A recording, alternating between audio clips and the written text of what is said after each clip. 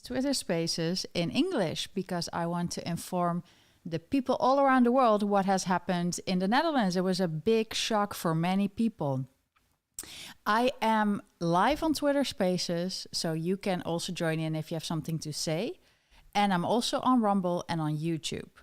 So there's different ways you can reach out, you can talk to each other, but it's important that we are all together, and we probably have a lot of Dutch people as well. And I want the Dutch people to tell everybody around the world what has happened in the Netherlands, because yesterday, November 22nd, we had elections for the Tweede Kamer, which is, what is it? It's like in Congress, it's the House of Representatives. Yeah, I think that's correct. So it's what America is the House of Representatives.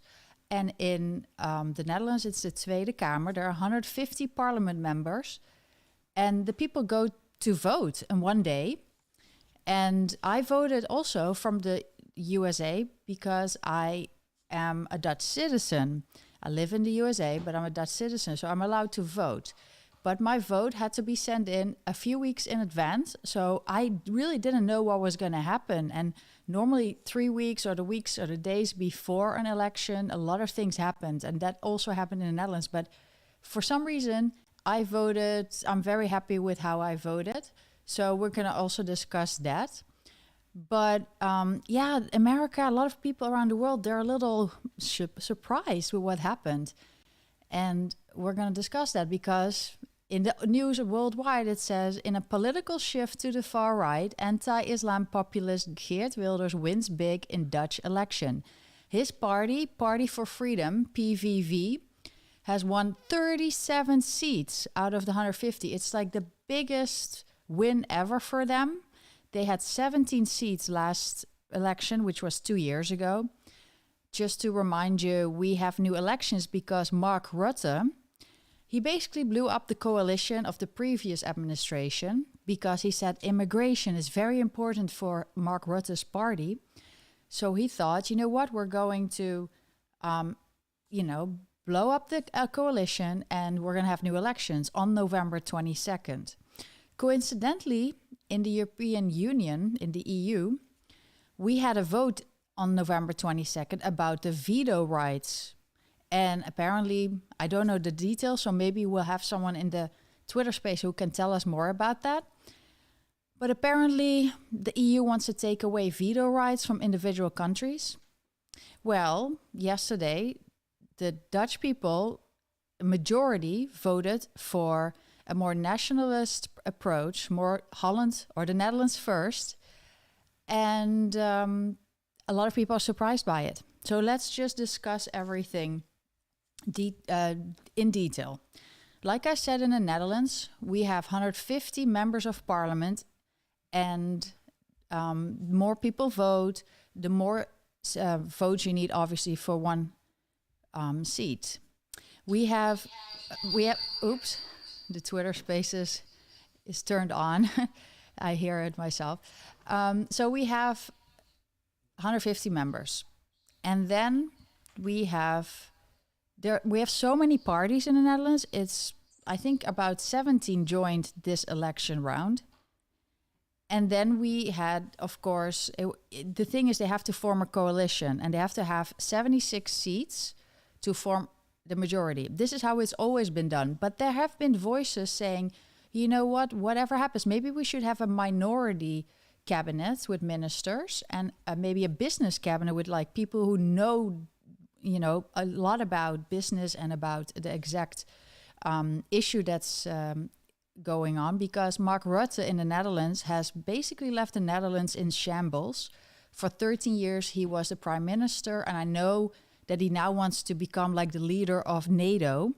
But the Dutch people are very upset with how he left the Netherlands. We have had so many crisis after crisis. We have had the toeslagen affair, which was an affair like with the child subsidy scandal. It was like a huge deal. A lot of parents, a lot of families were targeted by the tax authorities. They were accused of committing fraud when they didn't. They had to pay back, or they had to pay tens of thousands of euros, which they didn't have. So they all went bankrupt. Kids were taken out of the houses. It's been terrible. And yeah, just to start his reign, Mark Rutte was also convicted of racism by a Dutch court. So that wasn't that great.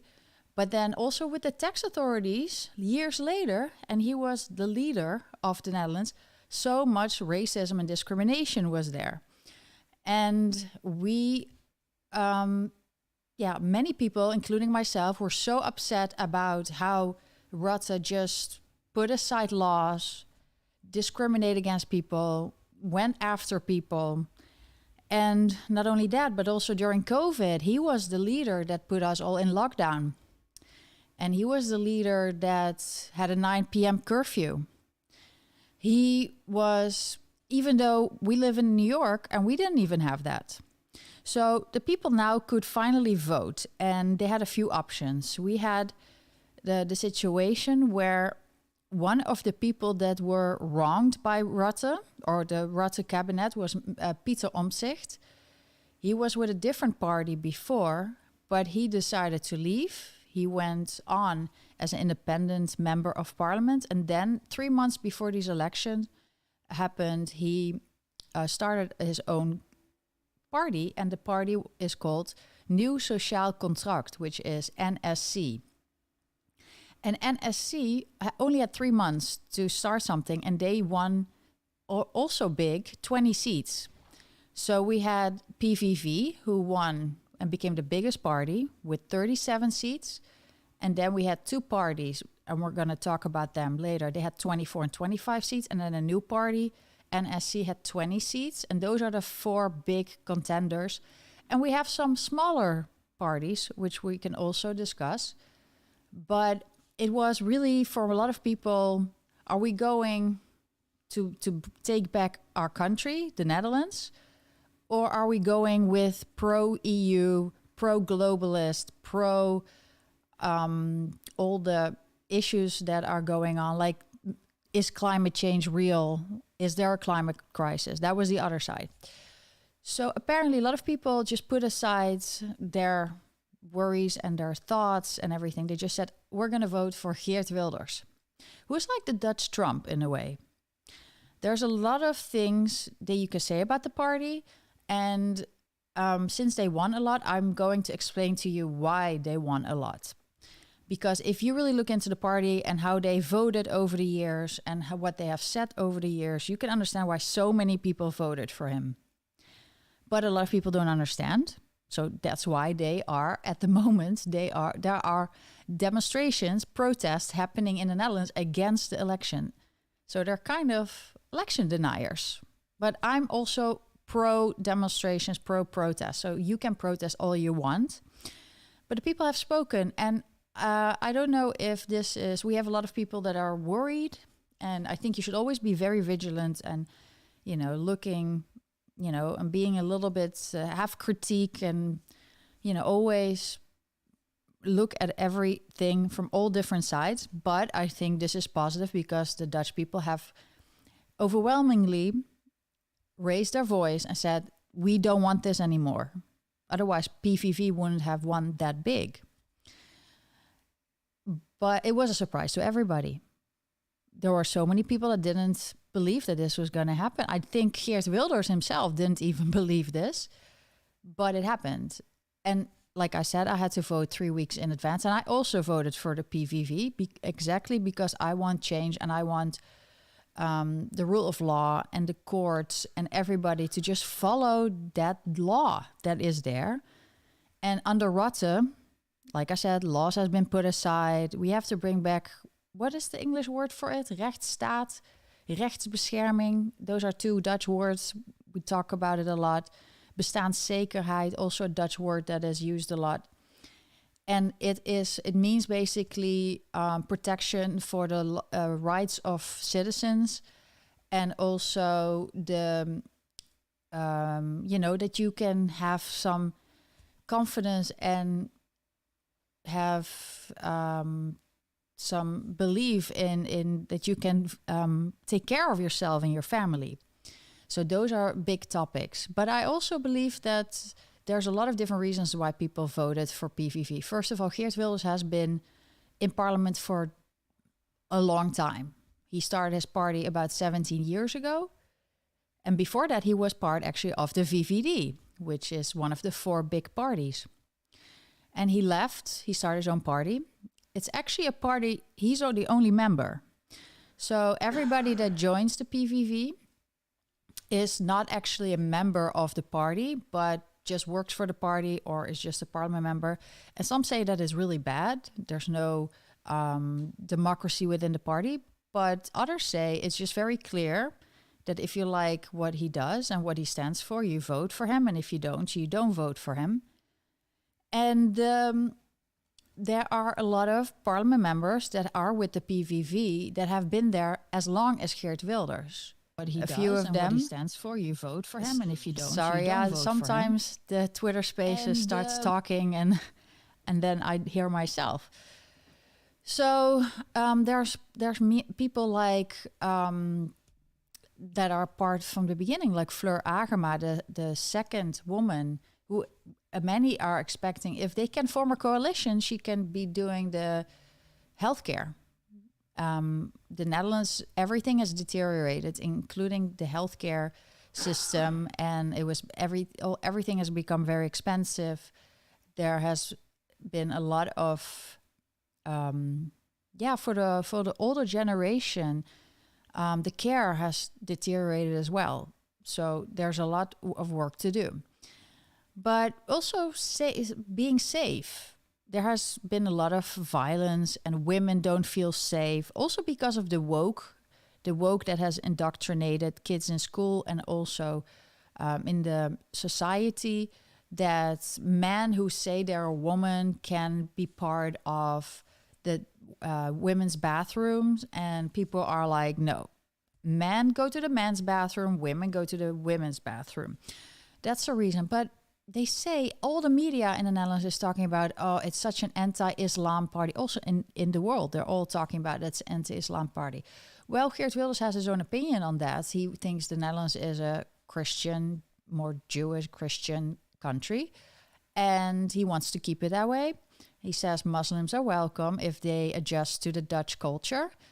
And but he said also before this election, I'm going to become a little milder. So some say he's Geert Milders now instead of Wilders, Geert Wilders.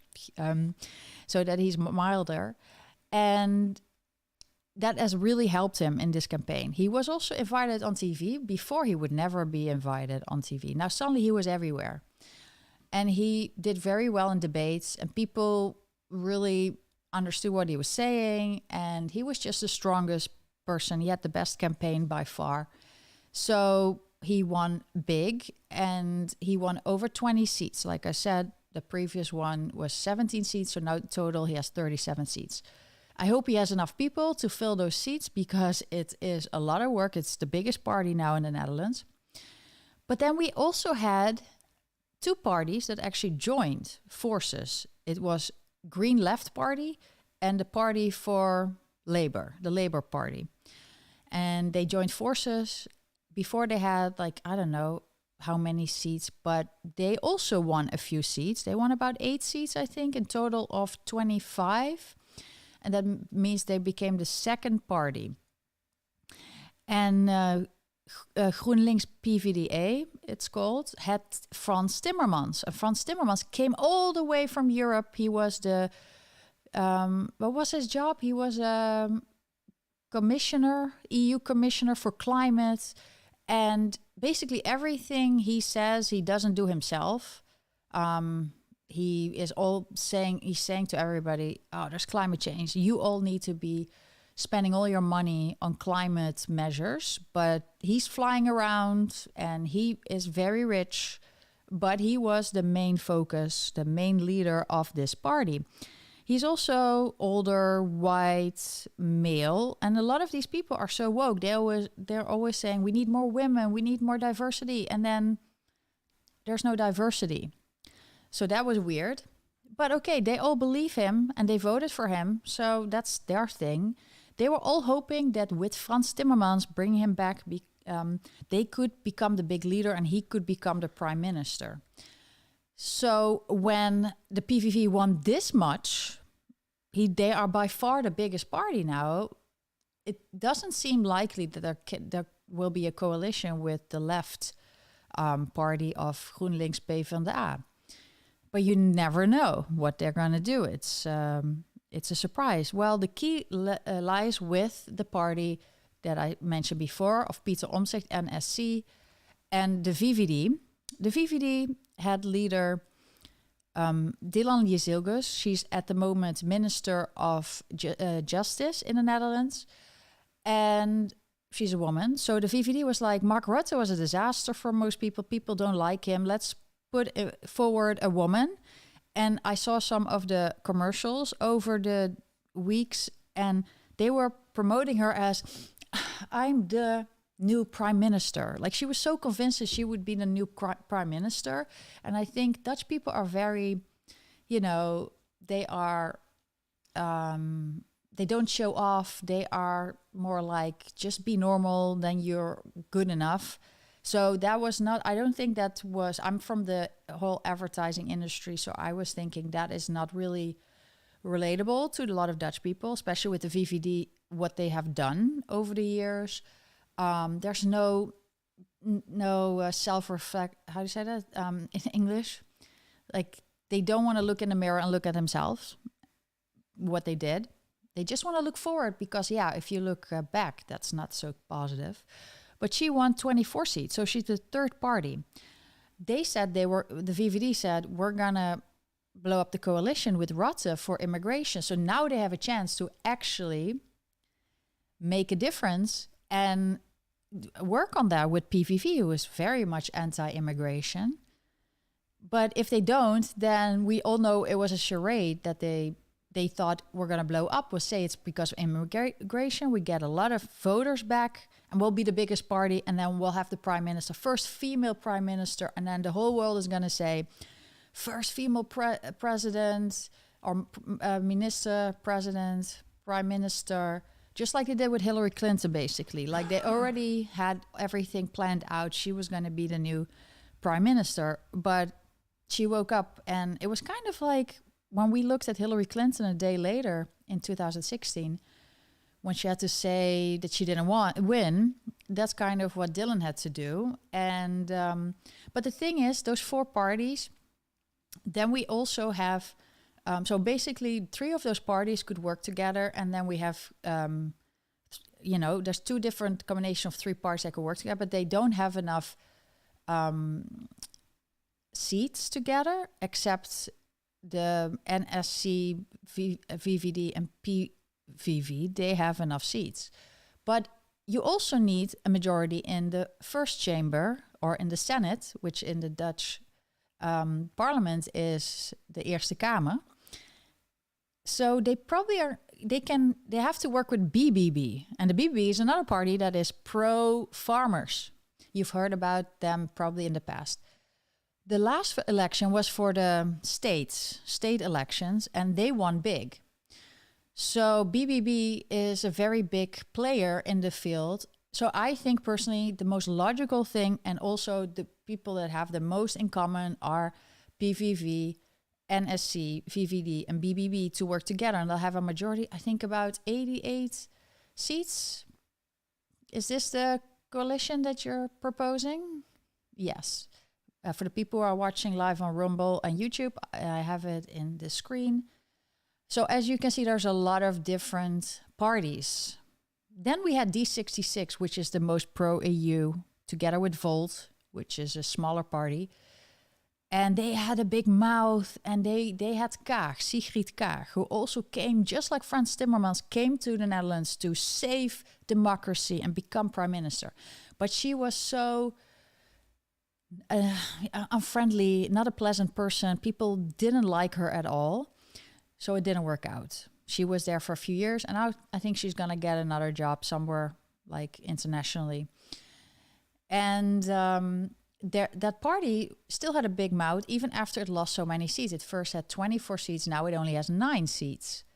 And it's funny how the smaller parties like D66 and CDA, who have 5 seats, used to be one of the biggest parties, part of coalitions, part of cabinets in the past, that they say, yeah, we're not going to work together with PVV. But if we are realistic, the parties that I just mentioned that have a majority, that will have 88 seats, the way it looks now, the voters from those parties, like 3/4 of them want them to work with the PVV, or even more. Like I think it's 81% of the BBB wants them to work with the PVV. So I think the first step will be, and also Geert Wilders has been very open in like, let's work together. After 70 years, I want to show what I'm made of, and I want to be part of a coalition, and I want to, lead the country.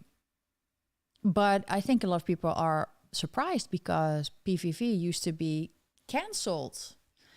And, I'm part of the cancel culture movement. But if you were part of PVV in the Netherlands, even though it was one of the biggest parties, it was the second party, third party during elections, but it was crazy that they were always ignored and shunned. They never wanted to talk to them, no coalition possible. Even as far, the way it works in the Netherlands is that mayors of cities are not voted by the citizens. No, not like in America. In the Netherlands, you are chosen. And there are no PVV mayors in the Netherlands. You're appointed. You're appointed. You're not chosen by nobody. You're appointed. Yeah, chosen by the establishment or whatever. But Yes. it's not transparent. You're appointed. Thanks, Dirk, for your input. So now, of course, PVV, of course, has to get some mayors because a lot of people on the left who now are protesting, they're always talking about diversity. But if you see who voted for the PVV, it's the most diverse group. There's a lot of Moroccan people, Muslim people, Jewish people, Christians, people of color, white people, older people, younger people. In my environment, the people around me, everybody was like, we're done with the way the Netherlands is run. We're voting PVV. So they can never say it's a racist party. They can never say it's not a diverse party because the reality is, and a lot of people are surprised by it. A lot of leftist people are surprised about the diversity that is behind the PVV.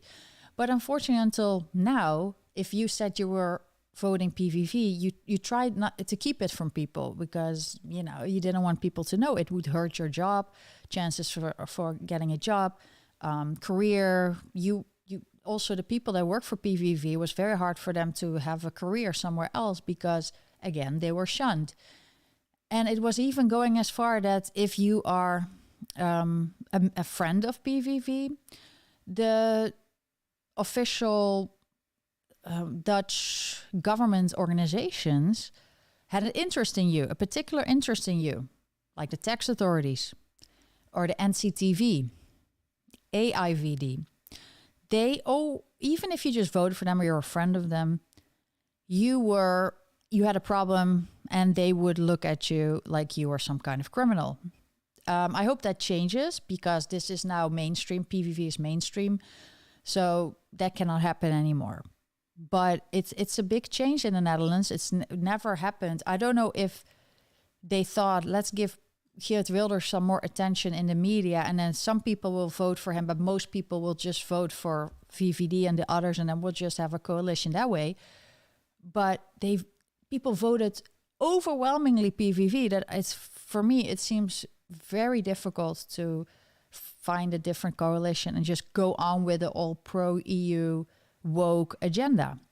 And I know that NSC, who has 20 seats and was first in the lead to win, but Pieter Omtzigt said, I don't think that we're going to, I don't want to be prime minister. He is a Democrat. So I think that if he looks at all the, if he looks at like what the people voted, he probably will, try to form a coalition first. Breaking news. What is breaking news? It looks like they're at 38 seats now. 38 seats? Whoa, that's huge. That's more than Rutte. Mark Rutte won in the 2 previous elections when he became prime minister again. I mean, in the beginning when he became prime minister, he had about, I think VVD had 42 seats, but for PVV, that's huge. So I want to hear from you guys. Is there anybody who has an opinion on it? You can raise your hand and we can talk to you. But also for the people in America, I know that you hear all these stories and you want to know because there's a wave going on. We saw it in Argentina with Milei. And yeah, in Brazil, we have Bolsonaro, but that didn't work for at the moment. And I heard Poland was going the other direction, and then Hungary is going more the other direction. So there's a lot of movement. It's really two ideologies. One is the woke climate ideology, and the other is the our nation, put our nation and our people first. And for some people who don't understand what that means, I'm just going to tell you what it is. It means the people that have a citizenship and that follow the laws of that country, follow the, and are part of the country, you are welcome and you're part of the group. But if you misbehave, if you're a criminal and you didn't come legally, you have an issue. And that is what people are fed up in the Netherlands. The housing market is totally clogged. People cannot afford a house. If you can afford a house, there's none available. The whole COVID worked against them. But also one thing that really helped Geert Wilders to win is there has been a lot of hate against the Jewish people, that people that are Jewish felt like we need to put an end to this. The Netherlands is, we protect Jewish people, and Geert Wilders, just like Trump, is very pro-Israel, pro-Jewish people. So I think that also helped. And I think that there was different reasons why people voted, but I think for most people it was just like they were fed up. Like if you don't put boundaries, then people are gonna take advantage, and they said no more. This on live screen we have the difference between 2021 and 2023. Yeah, so in 2021, everywhere was basically VVD, Mark Rutte's party, which people were like surprised because he also was the head of the child subsidy scandal. So many kids that were lost. I mean, he always talks about Ukraine and the kids and Russia and all that. He is more interested in what's going on in outside of the Netherlands because he was a liar. And he lied about everything. He also put laws aside. He had something called the Rutte Doctrine, meaning he wouldn't take notes of meetings. So people didn't know what was going. Everything was in secret behind the scenes, and people don't want that anymore. They want transparency. But he came back and he won big, and people are like, why does he win big? But then he just, after 2 years, pulled the plug, and now we have elections. And I don't know if people expected the PVV to win this big. In the meantime, I'm going to just continue talking. I see the chat. And yes, I also know that I voted PVV, and I also voted PVV in the past. We had 2 votes. I voted one for PVV and the other was for FVD, which actually lost seats. And I want to talk about them as well, because if you can just put up the list with all the parties, I can go through them. So we have first PVV, 38 seats. Second is PvdA, GroenLinks, PvdA, 25 seats. Then we have VVD, 24 seats. Then we have NSC, 20 seats. Then we have D66, 9 seats. Then we have BBB, 7 seats. Then we have CDA, 5 seats. SP, which is a more socialist party, 5 seats. Again, the CDA is where Omtzigt came from. And also Caroline van der Plas from BBB. SP did also a lot of good work in uncovering the child subsidy scandal, just like Omtzigt did. I think that was very important for a lot of people also to give Omtzigt a lot of votes. Also because the previous coalition wanted him gone. They had something called functie elders, meaning we want him to work somewhere else. And it was on a note, and then it was coincidentally shown on TV, that note, when the minister was walking to her car. And then people were so upset. So he left, and then he started his own party. And now he has a lot of success. So when they try to get rid of you, which they have done with him in the past, they are it's always nice when there's karma and you win. I like people that are survivors and winners, and even everything was so hard and tough, you still win. Then we have the parties, a lot of parties with 3 seats. After the SP with 5, we have FVD, 3 seats. They first had 5 seats, now 3. I also gave 1 vote to them, and I voted for the number 4 on the list. So I'm not sure if he can make it, if he gets enough, votes of preference that he can become the 3rd person at the FVD. But so that's sad. There's a lot of good news that has happened yesterday, but also some sad things. The party for the animals, they were on 10 seats. They had 10 seats. Their prognosis was 10 seats, but then they had internal issues in the party, and the leader is very extreme. She wants everybody to go plant-based. No more car, no more flying. Very extreme. People don't want that. I know it's Thanksgiving today in the US, and the most people ever have taken the plane today. So people like flying, people like traveling. That's not gonna go away. Also with the internal trouble, and also because people decided, you know what, we're gonna try to vote Timmermans, PvdA, GroenLinks. Maybe he can become the prime minister, and then we win. So they went down to 3 seats. So they lost 3. And if you want to vote for animals, then you're better off voting PVV anyway. Yeah, because I voted for the animals PVV because of Dion Graus, who is like the knight in shining armor for the animals and has done much more even than the Partij voor de Dieren. Then Dirk, the other list, can I see it again? Then we have the list of other 3 seats is Dank. Dank is pro-Palestine. They have been part of protests. They have been showing the Palestinian flag, and they had 3 seats and they stayed 3 seats. But it's a more pro-Muslim, Turkish, Moroccan party, and there's a lot of Turkish people, Moroccan people in the Netherlands. But the funny thing is, they have the same amount of votes, so they have 3 seats. But a lot of people, a lot of Moroccans, they vote actually PVV because they're like also upset with what happens in the Netherlands. Then we have SGP, and that is a more Christian, or is it Catholic? I'm not very familiar with religions, but it's a very religious party. Yeah, but more on the Christian side, and they feel like the man has to provide for the woman, but they have a big following that are very loyal, and they also have, I think, good parliament members of parliament. So I'm fine with them having 3 seats for some common sense. Sometimes in certain discussions they have the common sense, so that's pretty good. Also Dank, actually, they had really good members, like Farid Azarkan was one that was really good, who was always knowledgeable on the subjects, and that's what was missing over the years. There were so many members of parliament that were just clueless about what they were talking about. Like in America, we have real doctors and astronauts, and it doesn't really make difference, but it is great if you have someone who actually knows what they're talking about.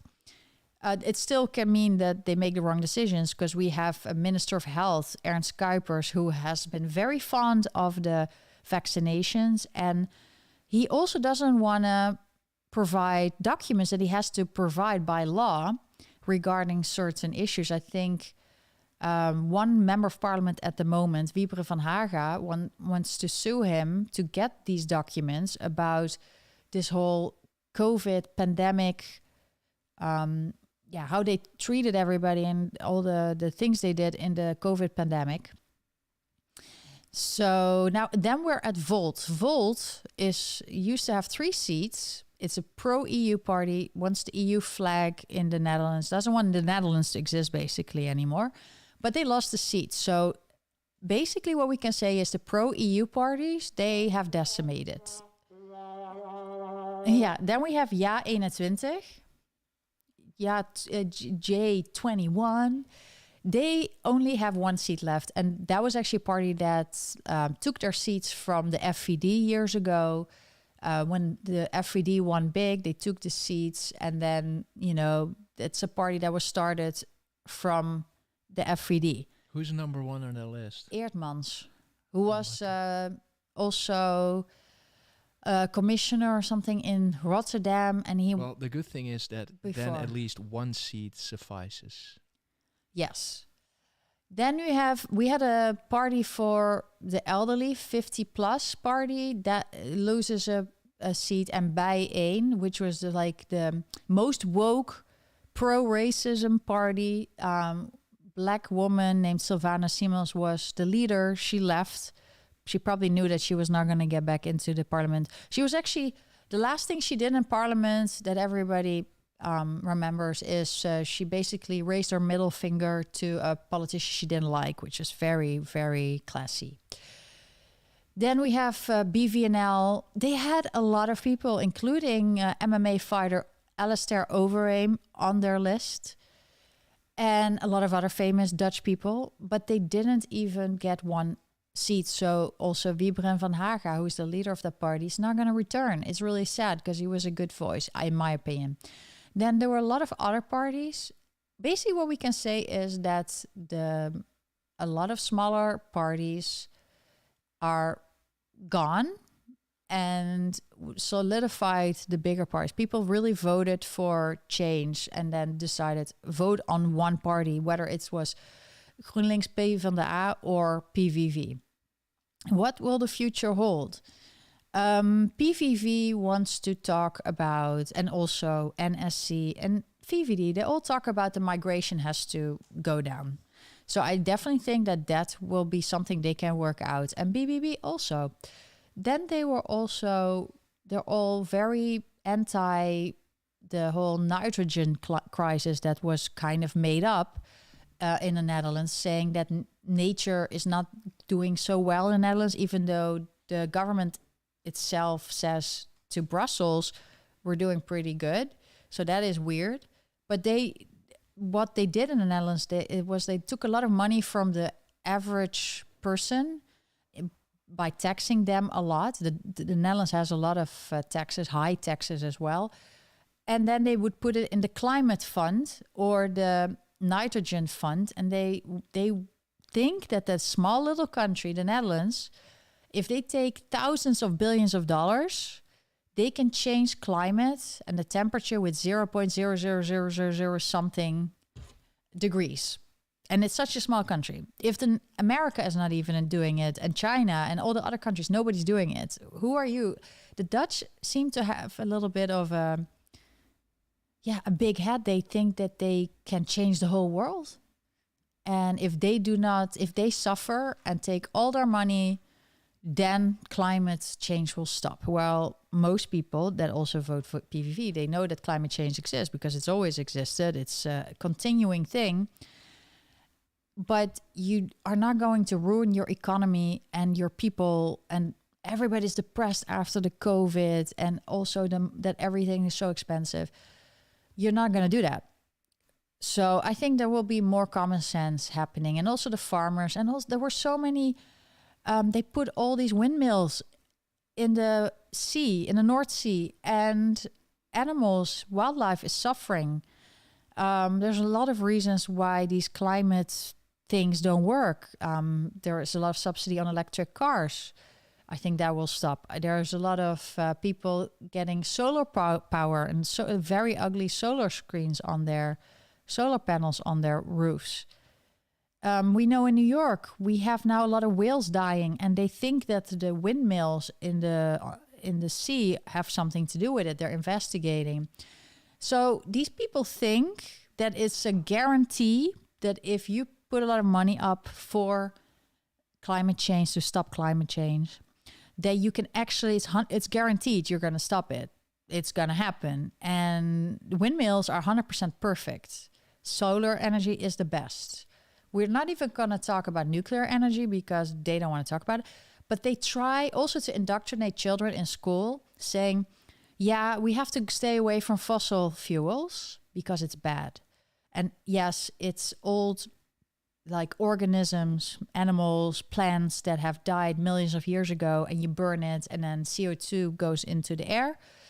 But then they are pro biomass, pro cutting trees and burning that. And then you see in school books saying, yeah, but that is not so bad. There's also CO2 going into the air, but it's not as bad as the fuel, the regular fossil fuel. And I'm reading this when I'm tutoring my nephews, and I'm like, okay, that doesn't make sense. But they're teaching kids this, and I'm very happy to announce actually that kids are smarter than we think, because they also had an election under students. About 144,000 students joined. And Dirk, for the people who are watching live, you can put up a link. I sent it to you. It was the last email, because the Netherlands had the students, was a day or two before the real election, they voted. And then the PVV was number one. So the kids are not that dumb. And then the second was actually FVD, which is a party that's now only has 3 seats left, but still 3 seats. It's better than nothing. Because the kids, they see them on TikTok. It's a party that has done a lot on TikTok and a lot on social media. There was a hidden second email again. Yes, so you can show it. And in 4 years, a lot of these kids can actually vote. So the FVD has a lot of, and PVV as well. The kids are not, even though this indoctrination in schools, there's a big future for these kids, because they withstand, they're like thinking logically. They're like, I don't want to cut off my penis. I don't want to do this. This doesn't make sense. Kids are not that dumb. I was worried for them, but the indoctrination doesn't work. So that's good. There are some kids that are, and they are very scared and unhappy. But it's unfortunate. We need to help them to say also, it's not that bad. You know, we can all work together to make it better. But PVV, FVD, and VVD, the Dutch news said that they were the most popular parties if you ask the high school kids. So there's a future for the nationalist, positive, pro Holland, pro the Netherlands parties.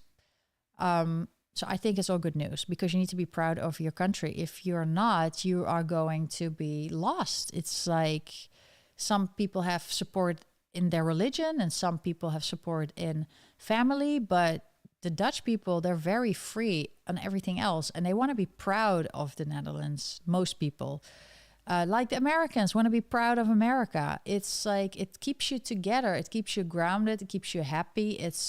And that's what maybe some people don't want. They don't want that cohesion. They want people to fight each other and be polarizing. But I think there will be, I'm hoping for now a party, a coalition with the biggest parties. And unfortunately, Frans Timmermans, I don't know if he's going to stay, if he's going to be in the opposition, because he made about 300,000 euros a year and more. And now as a member of parliament, you only make 100,000 or something, which is a lot for the Netherlands. But probably he can make more money somewhere else. But to me, it's funny that the PvdA GroenLinks people voted for him, because he's the opposite of what he says, or what everybody says in that party the future should be, He is exactly the voter. What is exactly? They say that they want one thing, but they don't. Just someone else greedy. Has to do They're it. Filling up their pockets. Yeah, it's like we say rechts lullen. Nee, links lullen, rechts vullen, toch? Yeah, it's a Dutch saying. You speak. Can you do it? No, you do it. I'm waiting for you. You speak like you're a lefty, and then you just make money like you're a righty. Like, everybody in America does, like John Kerry, Hillary Clinton, all those people, Barack Obama, Harry and Meghan, all those celebrities that claim climate change is the worst. They fly private jets all the time. So yeah, he's going to be the same. And then maybe we have some else. Yeah, I want to hear from you guys. Was there someone that you said wants to? I wanted to just give you a little recap of what has happened. Now they're going to form a coalition, hopefully. And if they make it work, I think it can be done really fast and quick. Because as long as Rutte is still there and is a demissionaire cabinet, they can still do a lot of things that are not in the favor of the Netherlands. So... Do you want to ask for somebody's opinion? Yeah, so the future is bright. Let's see who we have in the Twitter spaces. Peter, it takes a little while. Let's wait to see. And then in the chat, I also see some people. Welcome. So nice you're here. Are we also live on Rumble? Hi, Lonneke. Can you hear me? I can hear you, yes.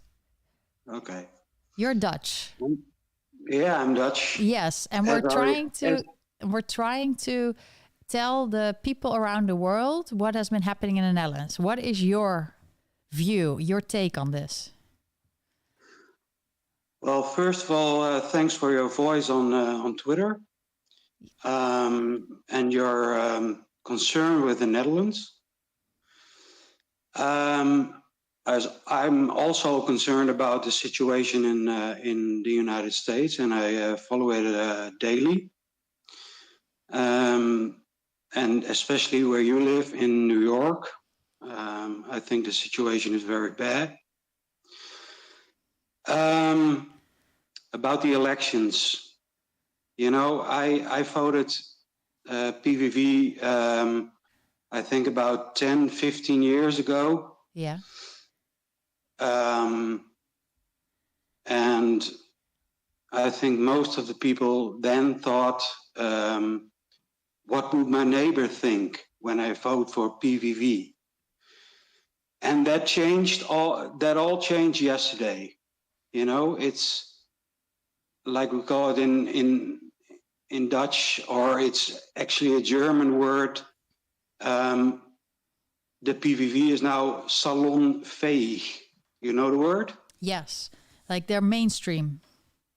Yeah, they're mainstream, right. And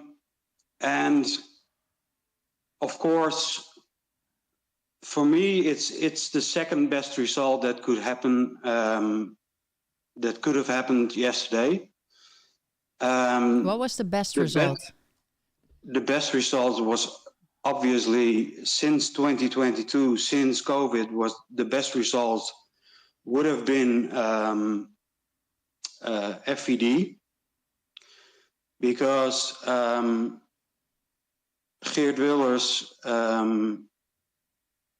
has a lot of good points. That's why I voted for him about 10 or 15 years ago.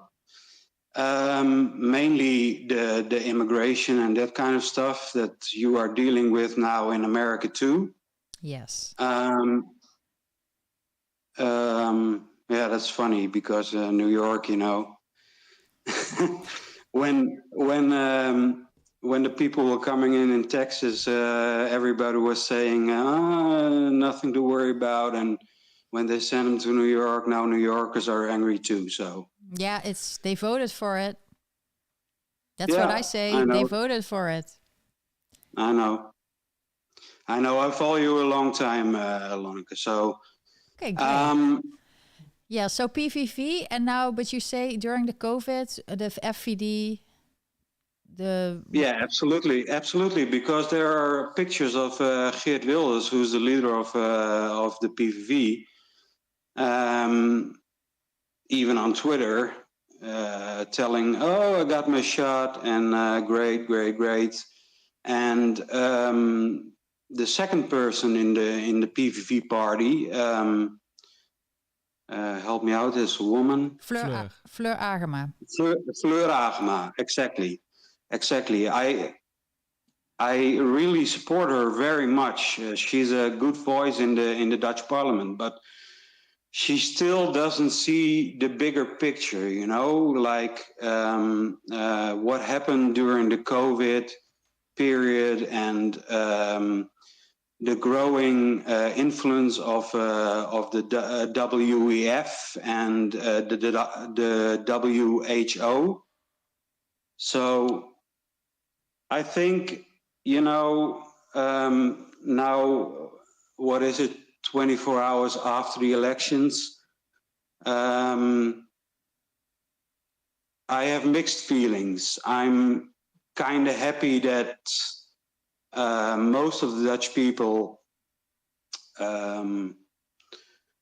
went in the right direction, and I mean right in rechts, as you know. Although PVV is considered, if you look at their party, the plans, it's very social left, actually. Like it's very close to SP. And a lot of people are saying right wing. And so we don't really have right wing in the Netherlands. And also PVV is kind of, maybe immigration, but then VVD has the same.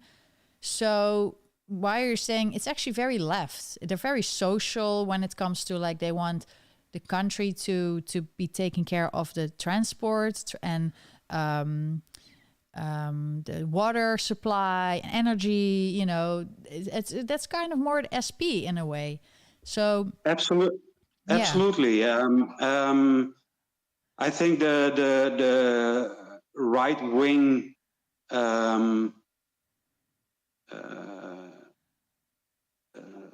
How do you say it? Voter? Sorry? The right-wing voter or right-wing party? No, I think the right-wing...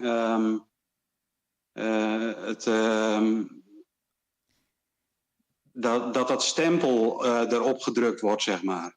Oh, just what the media says about that's right-wing. Yeah. I think that has lost its power. Yes, you know, because everyone's right-wing and everyone's a Nazi, and you see the same with Trump and that kind of stuff. And I actually posted a tweet today. Yeah. That I think in the Netherlands now we have our own Trump. And then I said, could this be intentional? Divide and conquer. What's your opinion on that? Oh, me? Yeah, well, Geert Wilders has been in parliament for 70 years, and he has to have full-time security. He cannot live a normal life. So he's given up so much of his private life for his goal of being in the parliament. He could have had a totally different life. Also made a lot of money, I think, if he went, was just staying with the VVD and leave and then make hundreds of thousands of euros internationally, like Frans Timmermans. It was all possible, but he was very convinced with his thoughts. I think that he's become milder also because he now really wants to be part of fixing the Netherlands. He says there's bigger problems. And I think he's also like Trump, a person that is it's like the people that have nobody fighting for them,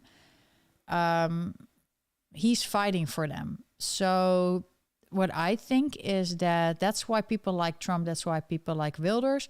And even I think personally they put Trump there at first to get all those, they what happened in the US during the 2015 election round was that all the media was very popular, very positive about Trump. And before that, people were very positive about Trump. And then he became the Republican nominee and it changed completely. They got the memo. Now you have to target him because now it's the candidate. Actually, I think it also came out with emails that were discovered that they wanted him as a candidate that could, they thought he was easier to beat. And then he became the candidate, and then Hillary Clinton didn't win. So, and I saw the reaction and it was real that, it didn't work out. So they do have plans in politics to get certain people in certain places. But I'm also like, you need to look at what they do and what they vote and what's their life like. I mean, for instance, Trump and Geert Wilders both, and that is similar for them, is that they could have a great life, no worries. But they chose a way that is endangering their lives. I'm always very critical on everything that everybody does because I only trust myself and maybe my husband, my dog, maybe. But Maybe.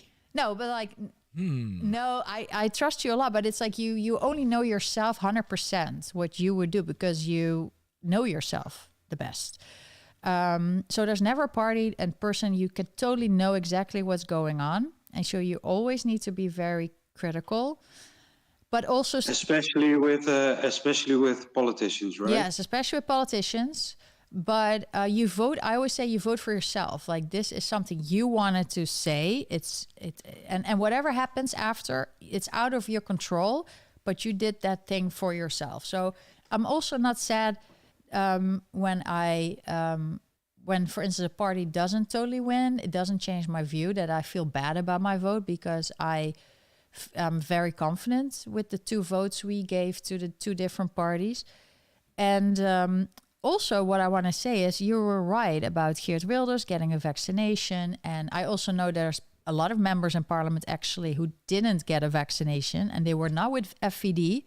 So it's sometimes you have to understand that it's the same why a lot of people in the world just follow the leader and on everybody on the street, including myself in the beginning. I was wearing a mask because we didn't know what was going to happen. We didn't really look into it. And then when you look into it, you're like, okay, it doesn't make sense. So you learn. And it's also with politicians. There's a lot of people who actually... Yeah, but sorry. I got to say something about that. Yeah. Because I think you know, but yesterday, Mr. De Graaf from the FVD gave a speech in the European Parliament. Yes, I saw it. About a letter he sent with some colleagues to the EMA. That's CDC in Europe. And that should have been the headline news of the day, but it isn't. And that's the problem with the PVV, who I voted for in the past. So congrats to Geert Wilders and. But can I say something about that? It's true. Not one media has talked about it. So what we need to do all as citizens, make it so they cannot ignore it. Make it so that, that's why also it's great to do social media and write to your parliament members, but always I think now it's the time for us, because a lot of people think, we vote and that's it. No, now is the time to maybe tweet to certain members or send an email like, I hope you're doing this. I'm very happy that you won.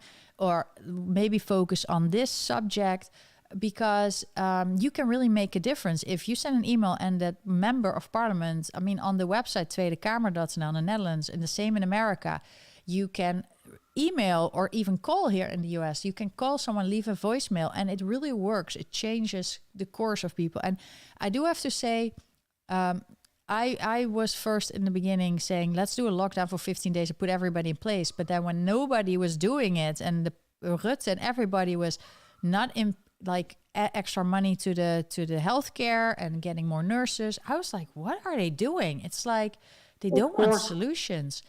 Of course. Yeah. So of course, everybody at first was scared. Yeah.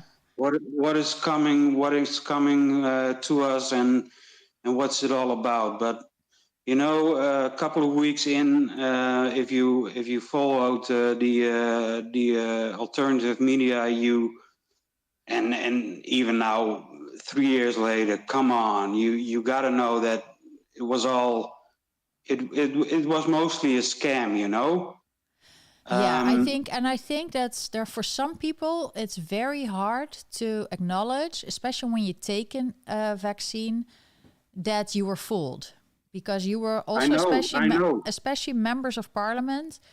They should have known better, and they didn't know. But then again, if I was in a position and I didn't know anything, we both, Dirk and I, we both have vaccine injuries from different ones. Dirk has myocarditis from a previous vaccine, and I have it from 10 years ago when I had to have a lot of vaccines for my green card.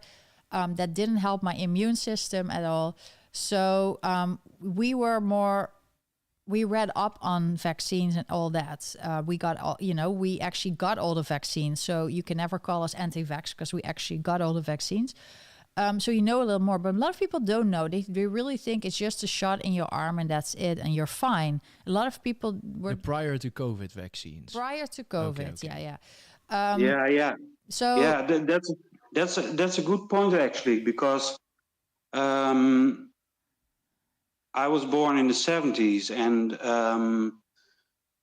I know that in the Netherlands, the kids now get much more vaccines than we used to get, and what you see is a great uptick in autism and ADHD, or how do you call it, ADHD? yeah, ADHD. Yeah, ADHD. You ADD. see Oh, in America it's ADD. uptick. Yeah. ADD. Yeah. You see an enormous uptick in that, and that's also been questioned recently. So I think what we need to do is everything that is worrying you. It's like it's time for citizens to just speak up and talk about it. Write articles for local newsletters or radio stations. I mean, you have to be involved. In America, everybody's involved. Where it's the school board, you're part of the board here. You can vote to be a part of the board, or you go to open days of this in the city hall. We have that here in the Netherlands. We are in what zone are we? We are District 1 or 2? 1. So we get like community board District 1, and they have Zoom calls or actual meetings. You can go there. It's about the I know. I follow everything in the US. Yeah, so people are like, because I still think that a future with US as let's say the greater power in the world is still better than the other way around. So I follow it very closely, and I hope that Trump will win next year, because that would be good for Europe also. Yeah, he's in the lead right now, but you never know what's going to happen. They have a lot of court cases, but I will talk more about that in the Dutch chat and also on every Sunday. But also, this is especially for my American friends. I want to do this show. But yeah, there's a lot of Americans that feel the same, even Democrats. But going back to the point, just in the Netherlands, it's not like the work is done right now. It actually starts. We had a vote. We now have to make sure that the coalition is formed. I feel like even when everything seems desperate and nothing's going to work, we have seen in the past that things can change. If we talk about the war 80 years ago, there were only a few % of people were in the resistance. So, and they made a change. And I believe that everybody can make the difference. So, but do you think he will be allowed to make a difference? I hope so. I'm keeping the faith. Will he be part of the cabinet? I hope so. We have to make sure that the other parties are the most that it's becoming so efficient and so good that there's no other option for them. And also, what I want to say is that yes, you're right about certain things, and no parliament member is perfect. And I feel like a lot of people, like Pieter Omtzigt, for instance, I met him, and he was actually sitting at the same table as the PVV. We were invited by the PVV, by Dion Graus. No issues whatsoever. No, so if he can sit around the table with the PVV, then he can do that, definitely can do it now. But he is someone that listens to problems and takes it in. And I feel maybe here it's a little less because he's very, focused on his own. But he's also listened because he's become milder, which we all advised him to as well. I think it's, and the same with, I think it's important that you, and the better you are with giving your information on a plate in a nice and positive way. So no screaming, yelling like all the lefty people are doing now. The more chance you have, you can persuade them in your direction. And I think Fleur Agema, she probably when you talk about the woke part, the whole PVV voted against it. She voted in favor of giving kids that. If you have to understand, indoctrination, it's not only kids, it's grown-ups. They are told, if you do not do this for your child, you will end up with a dead child. And what's better than a dead child? Your boy being a girl or your girl being a boy. So it's basically, blackmail. It's basically telling them, if you don't do this, your kid is going to die. Even though we all know that the risk of... Lonneke. Lonneke, don't you think we have to take a hard stance on that point and just say, come on, people. Yeah, this but is not you know real. what's good? This is not real.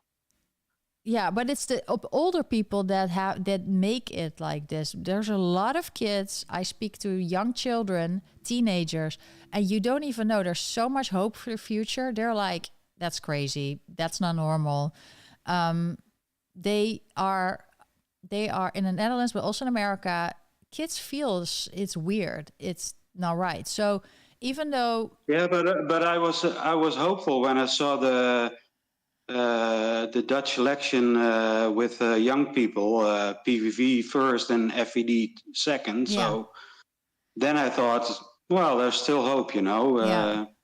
But I think what happened is, I see it also with the people around me, is I can only go out, to what people around me say, is that there are still people that vote VVD, believe it or not.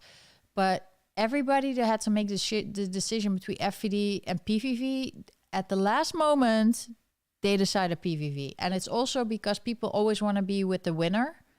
They want to be part of the winner. And also the people that always tried, they always try to keep everybody happy.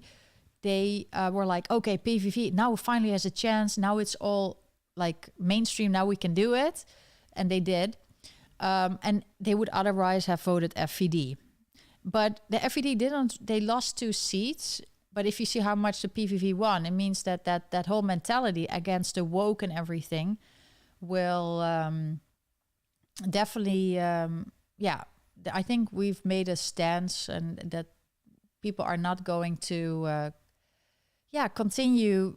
I think it's gonna. That's why they're also upset right now. It's they see the whole narrative. They call Geert Wilders a Nazi, even though he's like supportive of Jewish people. It makes no sense. They are upset right now. We had cry rooms in New York during the elections when Trump won. Some people are so used to getting their way always. And for me, they can protest as much as they want and cry, as long as they don't break things and ruin everything. But in New York also, they could not understand. They only have a narrow, this is my bubble, and they cannot understand the other side. But I think that... just like last night with Frans Timmermans, he said, let's hold each other, Yeah, because they're victims. He had become the second party in the Netherlands, and he said, let's hold each other. Oh. But it's because they see themselves as victims. Everything is racism unless they do it. Then, of course, it's nothing. No discrimination or racism. They think it's normal to take away ownership of houses, of money, for their crazy woke ideas. And the funny thing is, we get a lot of support from the Muslim community. That's why they voted a lot for PVV. They were like, I'm working and I don't want this to happen. And I also want everybody to behave, because I don't want them, it looks bad on my religion and my community if they misbehave. That's why a lot of people are... the so-called racists are on the other side. Yeah, the actual racism. Because if someone is a Muslim, but he lives in the Netherlands, he has a job, he applies to our rules, and he's just a good citizen, and especially, is proud to be Dutch, like you also want in the US to for people who go there to be a proud U.S. citizen, then there's no problem with me, you know. But the and they problem can be your is best friends. Yeah, absolutely. And okay, the last thing I'm going to say, because I don't want to interrupt in this whole. What's interesting is, it's just, you tell us what is the last thing, and you're not interrupting. No, we're talking. We're just chatting, and it's nice to hear from people I never get to hear from. I got so much to say, but the last thing I want to say is that you brought up the point, and now I'm going to say it in Dutch. Links lullen en rechts vullen. Yeah. For the American listeners, that's talking to the left and filling your pockets on the right. Yes. Or something like that. That's a good Dutch expression for, like people like Obama or Hillary Clinton or Frans Timmermans. Frans Timmermans, absolutely. And also, this is really the last thing I want to say. Also, for the U.S. listeners, there was someone murdered in 2002, was it? Yeah, 6th of May, 2002. Pim Fortuyn. Pim Fortuyn, and now 21 years later, we still haven't learned, because Thierry Baudet from FVD got attacked twice before the elections. Yeah, political violence is normal in the Netherlands. From the left. Unfortunately, yes. Yeah. And it's good that you point that out, because people always have a really great image of the Netherlands, but political violence is definitely part of the Netherlands and the history of Netherlands, and they all want to cover it up, but it is there, and I hope Thierry will continue his work and that he will be protected, and you stay away from any politician, even if you don't like them. You just don't. You just stay away from them. No violence. But thank you so much. Okay, Lonneke, thank you for letting me speak. Yes, and happy Thanksgiving. It's Thanksgiving, right? Yeah, it is. And I prefer to spend it with you all instead of... Is the turkey in the oven already? No, I'm going to cook some, actually a Dutch meal, stampot met worst. Oh, heerlijk. So, talk to you later. Bye-bye. Okay, bye. Yes, it's always very fun to hear from Dutch people. And I do this specifically in English, so people around the world can listen to this podcast right now or later and just hear what Dutch people have to say about their own country. I know that a lot of my American friends really enjoy it. If there's anybody else who wants to give their 2 cents, you can raise your hand and Dirk will put you on the speaker. Yeah, but there are no names. I have an issue with no name people. Okay. So only the people that you can verify. Yeah, because I don't know if there's a bot behind it. One is literally called bot, so... Yeah. No, it has to be someone that we can actually verify that they're like Peter, who don't people. It's good that people protest. You can also have a difference of opinion, but unfortunately, they don't accept democracy. They don't accept elections. They want to stop it, but a lot of Do you want to take a chance on an unnamed person? No, because that's not. That's not. We're not doing that, because you have to at least have, or needs to be a way for us to verify you. Otherwise, I don't want to take the risk. So let's just continue. There's a bright future for people who want common sense politics. It's up to everyone to keep speaking up. And if you think a certain politician made a mistake, tell them why, explain it to them. And some people, they're humans too. They they might be like, oh, I hated that I did that. But if you're very aggressive, they're less likely to tell you you're right and that they made a mistake. I mean, making mistakes also in politics is it's hard for them to like, you see that now with all the results. Nobody said, oh, it's my mistake. Like D66, Rob Jetten didn't say that he made a mistake. It was the fault of other parties. And even if you believe in politics or believe in voting or not, you need to just vote for yourself and live your life every day to make the change. In America, citizens are very active in their community, and the Dutch on average, not everybody, there's a small percentage who's active, but a large percentage is just about complaining and never doing anything. Like, other people need to do it. And if you do it and you become a big voice, they're trying everything to kind of tear you down, because you cannot be above average. You cannot be like special or something. But I'm from America, and the reason I like America is that they love excellence. Like, if you are a really good student, you get a lot of support, especially because if you support excellence, on average, the lower, like, people that have hard time getting by, they also are lifted. So it's very positive. We have a new caller. You want to try? We have Jan. Okay.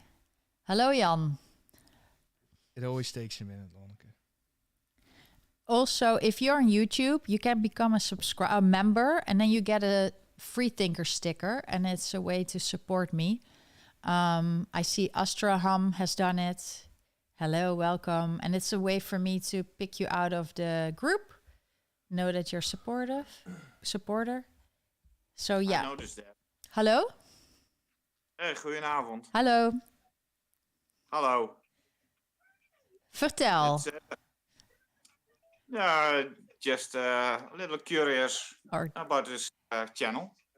Yeah, this is my Dutch English channel. This is my We're trying to explain to people in the US what actually happened yesterday. Yeah, in the Netherlands. Because the headlines are all over. Yeah, but what you see in the Netherlands, the people are a bit tired of what's happening right now, of what's happening for the last 12 years. Exactly the time Rutte was the leader. What exactly do you mean? What are they tired of? The policy of the cabinet of Rutte, for example. Yeah. I don't know. Come correctly? This Yeah. is the first time I see this, so I tried it. Yeah, we can hear you, and you can speak and tell us what you think. We do it in English so everybody can understand. Yeah, I noticed this, but Dutch is a little easier for me. Yeah. Nederlands is my. Yeah, but the thing is, we do a Dutch chat on Sundays on YouTube and Rumble, and that way we have the Dutch people discuss about like the everything going on. But now I want to make a video and a Twitter Spaces about for the people in the US, because the headlines state that a right-wing politician won the Dutch elections. Yeah, but it's not true. But is he right-wing? Yeah, I'm a right-wing. Yeah, but we've seen it in the past. It happened with Fortuyn. He got shot. Yeah, so you say we have to protect Geert Wilders at all costs. Yeah, that's the smartest thing to do. With everything he says, someone also noticed. Yeah, maybe he gets shot in 2025. I hope not. I hope he stays safe. I want him to be safe. But what people here don't seem to understand is that everybody internationally is calling him right-wing, but right-wing in Holland is something completely different from right-wing in the United States. Because he is he has very social policies. Yeah, but they have so much easier to call you a right-wing extremist, but a left-wing extremist, no, that's not happening. They don't exist, right? Yeah. Yeah, precisely. That's what I mean. But it's also the media that makes it like that. Like the media says the right-wing leader, but they never say extreme left leader. They never say that. Also not in America. We've seen it with Extinction Rebellion, Greenpeace. It's all so messed up. May I ask where you voted? Yeah, sure. Fleur Agema. Okay. The second one. Yeah. For you hope for good healthcare, I think. And maybe also for the elderly, better care. Because the way you treat animals, first of all, and elderly is kind of says a lot about you as a society.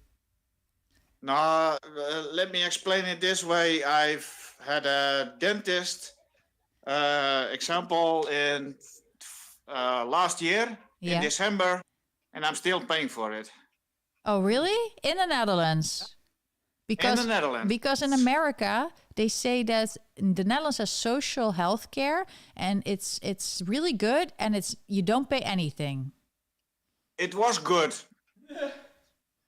It was good. Until they, how do you explain? They privatized it. They privatized it. So they privatized it, and then they added a copay to it, and a deductible to it. Yeah, like in America, if you have healthcare, everybody knows you choose the insurance or you choose not to have insurance. In Holland, you're forced to have insurance. You cannot even be free to decide, I'm not going to take it. And then if you don't have it, you can have a negotiation with a doctor that you can pay it in smaller fees, or that they give you a big deduction, sometimes up to 70%. And also the homeless people here get everything for free.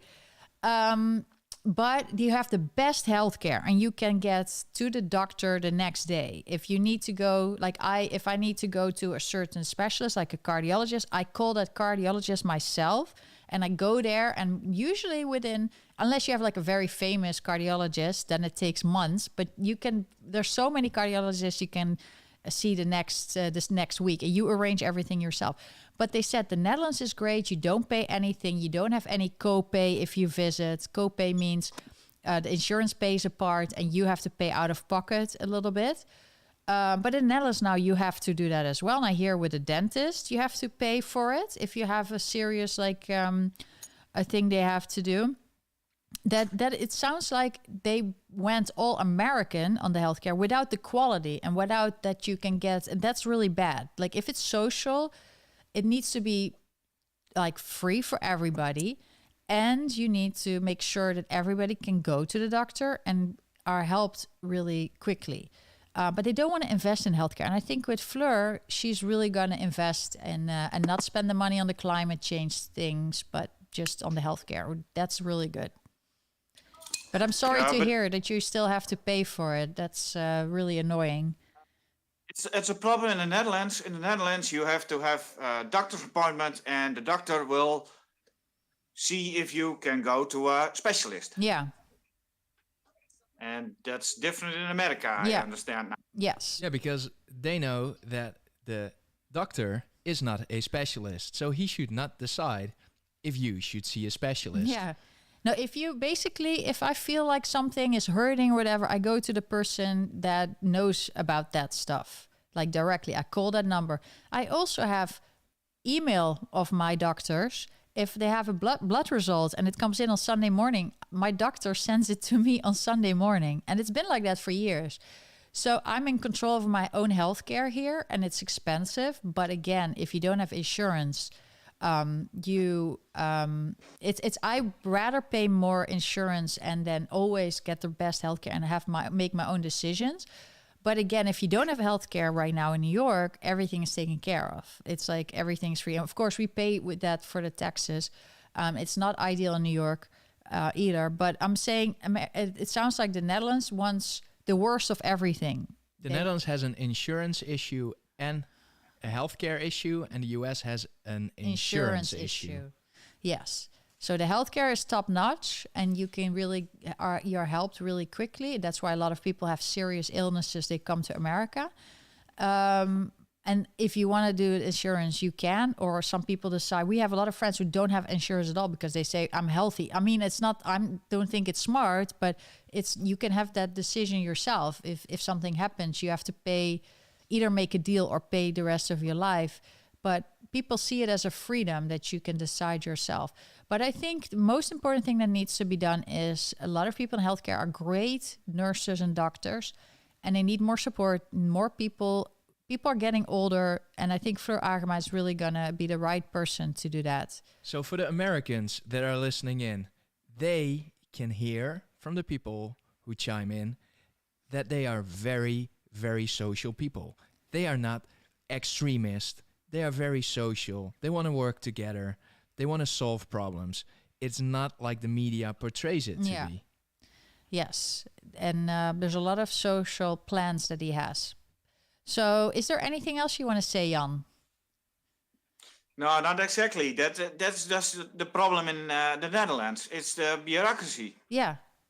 When a doctor has a patient, when the patient is done, you have to send it away, and you have a lot of time off the computer just to write down to get your refund. Yeah. And it just has so much bureaucracy here in the Netherlands. Yes, and also that you can only, if you go to the primary physician, which is the huisarts in the Netherlands, you can only discuss one issue and maximum 10 minutes. Like if I go to my Dutch doctor here, I actually have a Dutch doctor. He has an hour for me and we talk about everything. And then he's like, oh, we'll do this, this, and this. And you feel like everything is covered and discussed. And then you go home feeling like, everything is decided. And one time I was in the Netherlands and I had to go get some doctor's things done in the Netherlands because I was there for Dirk because he had an issue as well. And then I got to see, because they don't accept my insurance in the Netherlands. So I had to pay everything out of pocket. I was shocked by the cost, what they charged me for the cost. It was more than the doctors in New York charged me. And the care in New York is better. So I was like, this is insane. And people don't know that in the Netherlands, but it was very expensive. It was cheaper to go to like a dermatologist here than to the dermatologist in the hospital in the Netherlands. It was really crazy. Do you want to take a chance on Jay Koopmans? That. Oh, sorry. Yeah, I completely comply with that. It's just the doctor have 10 minutes for you, and then it's you're just a number here. Then. Yeah. So do you think we can change Geert and Fleur can fix that? I'm not sure, but I voted for her, and I hope it can change. But it can't change in just 1 year, and yeah. We all need to speak up. We all need to tell the doctors, like, I don't think this is correct. And then the more doctors get feedback and pushback, they're going to talk to their people and insurance to say, this is not working. And that's how you have change. Change goes from top to bottom, from voting, but also definitely from the bottom up. And the left people until now have been very good in that system. They have all the organization. They get all the money. They have worked together. They started in the bottom. They started indoctrinating kids.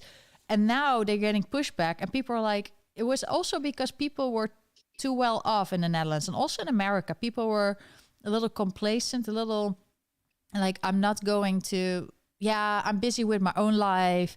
But when you live a life, you always need to be active in your community. Always, especially in the times when there's peace. Because it changes so quickly from peace to war. You've seen it in a lot of the countries, also in the Netherlands 80 years ago.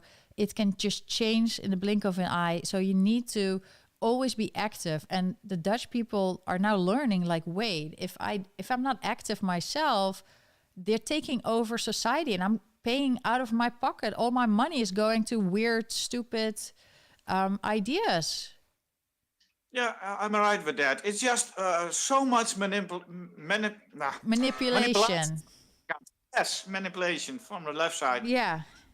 You see that all the time. And some people get tired of it and they just put, hoofdkleppen. Yeah. Yeah, they're tired of it. It's, but I think instead of complaining, we should all, I'm speaking out. And we can go back to the past. We can definitely do that because it worked better. It's just that we all have to be actively participating and giving good ideas. And whoever is going to be in the coalition, we need to do that. We need to do that. So do you want to hear a good idea from Jay? Yes. Jan, dankjewel. Thank you very much. Have a good rest of your night. And your English was perfect. Yes, I like it that the Thank Dutch you. people speak in English. So it's like a little training session and we can explain it to the Americans perfectly. I try my best, and I'll try to be back on Sunday. Yes, thanks for every Sunday. Thanks for the call. Thank you. Okay. Thanks for the call. Bye. Bye-bye. Bye. Okay, we have Jay, but we have no speaker yet. Okay. Yeah, and the same. We're talking about healthcare in the Netherlands that has been deteriorated under Mark Rutte over the past 13 years, and that's why I really wanted NATO to rethink getting him the leader position because he ruined the Netherlands. Do they want to ruin NATO? I don't think so. But it's the same as with the taxes. The Dutch tax authorities, they're terrible. And there's some good employees, some good, what do you call it? The government employee. But they don't dare to speak up because they have other employees in the government, the tax authorities that are doing things that are against the law, and there are no repercussions because the Dutch prosecutor office, they don't want to go after government employees that do the wrong thing. But just to say how much bureaucracy there is in the Netherlands, you know that I have been targeted by the Dutch tax authorities over the past years, and for 2 years they kept me in an investigation, and they accused me of things that I didn't do, and it was a terrible moment because you don't know what to expect, you don't know what they're asking for you. They just say, "Give me all your information, 12 years of all your information, your diaries, your tickets, who you talked to, what you paid." They are saying if you go to the doctor once in the Netherlands, you are a Dutch tax payer, even though I have to pay tax in America. And they actually told me that, black on white. But there was an investigation into me, and then there was an investigation into the inspectors who did all these bad things. They put the law aside, they did all these things that are not allowed. And now, 2 years later, they're going to do an investigation into the investigation. So more bureaucracy, more government employees going to look at the case. And that's just typically Dutch. They cannot just solve it. They don't want to say, sorry, like we did everything wrong. I'm going to pay everything that it cost you. It's the same as with the toeslagenouders. Well, the worst thing is that they don't say, we're going to do everything within our power to make sure that this can never happen again. No, they don't do that. Because they want to make sure that they can do this again. Yeah, because they want it to do gives it them again. power. Yes. It gives them the power to stronghold you out of your savings. Yes. Even if you did nothing wrong, they can still shake you up and get money from you this way. And they do it. In the meantime, I'm seeing my neighbors across the street. They're having all people over for Thanksgiving dinner. And they're probably looking at us like, what are you doing? You're doing a live stream, a live Twitter Spaces. But it's fun. Do you want to hear from Peter again? Yes, that's Peter. Do you want to say something again? You have to give them a second because it takes a while for people to it's interesting, right? connect. I notice also that you put the ticker, it says in Dutch. For the English show, you need to make it English. But that's okay. Hello? Is there someone there? Yeah, hello. Hello. Lonneke. Peter, yeah, welcome back. Yeah, sorry. I have something to add to what Jan said. Okay, we like that. So it's a little discussion. Yeah. The Dutch healthcare is was exceptionally good. Yes. But the point he brought up was the dentist. And I have to agree because the dentist is not insured anymore in the basic healthcare here in the Netherlands, and that's a shame. Yeah. Fortunately, I am able to pay those bills, but I also got an extra insurance for teeth care. So, but that's true. But Jan voted for Fleur Agema, and I don't know if he knows that you don't get proper dental health care anymore here in the Netherlands, and people who can pay it don't even go to the dentist anymore. But the PVV also voted for people transitioning from man to woman or woman to man. Wasn't it only Fleur? Sorry? Only Fleur voted for that, right? The other of the PVV didn't vote. That was one of the votes where Geert Wilders said, there's no party discipline. Everybody can vote for themselves. Yeah, I guess you're right about that. Yeah. That is actually a good thing about the PVV. Because I think that's a good thing about the PVV, because everybody always says... This is Dirk, by the way. Dirk has the microphone button, so I don't have a little microphone next to my picture, but I can interfere anyway. Yeah, he's the sidekick of the show. Everybody always talks about the PVV like it's a dictatorship because they don't have members. Geert is the only person that leads the PVV, and they say, no, that's a dictatorship. No. For the people here in the US, you have to understand, he is the leader of the PVV, but everybody within his own discipline has the freedom to vote whatever they want. Yeah, but I also... While if you go to the VVD or to any other party, that's like a whole big indoctrination scheme. You have to go to an indoctrination program before you can join.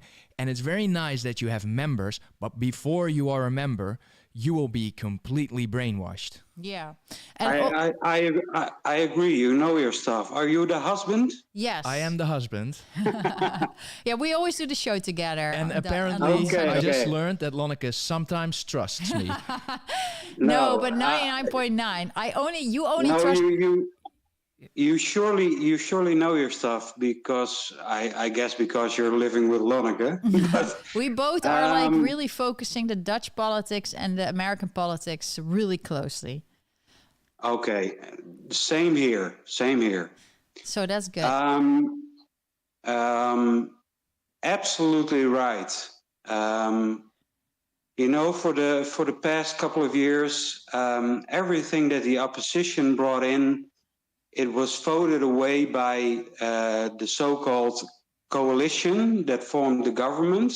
Yeah, they couldn't they couldn't break it. They couldn't vote for anything else. It had to be voted through. Because what your husband said, I'm sorry, what's your name? Dirk. Dirk, D-I-R-K. Dutch name. Oh, it's Dirk. Dutch. Yes. Yeah. Oh, are you Dutch? I am very Dutch. Van Valkenswaard. Okay. Oh, okay, Dirk. Ken je dat niet horen dan? Sorry? No, you said something in Brabant. I'm from Friesland, so I don't understand. That's where my horses are retired. Brabbish. Yes. Brabbish. But I cannot understand when they speak Frisian. So. By the way, we have another guest. Yeah. Master Matti. Okay. Does he want to join in? I asked him, so if he wants to chime in. Because I think that's the other part of the Netherlands. What I want to say also about the party, what do you call it in Dutch? The party... The party doctrine. Yeah, doctrine.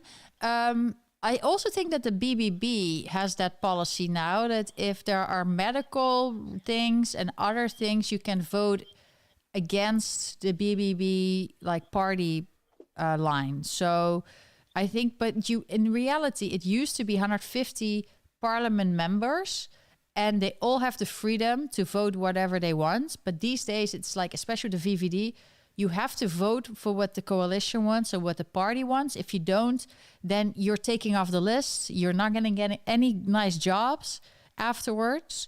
So I feel like there's some change on that aspect as well. That brings back the democracy in the parliament.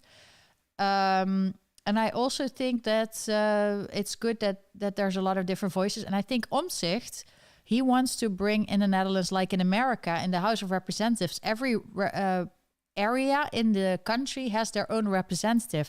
The representative also goes to that area every now and then to talk to the constituents, to the people who voted for that person. Because right now, we don't really know. There's people voted in, like there's 20 seats for Omtzigt, but it's not like he represents all of the Netherlands, but he thinks it's better that we'll have 150 members and every area has like one representative that is voted in, or 2 or 3. And the bigger a city is, the more representatives they get in the parliament. So it's a more evenly distributed reflection of the people in the Netherlands. And it's not, because most people now live in The Hague, and it's more the cities like Utrecht and stuff and Amsterdam.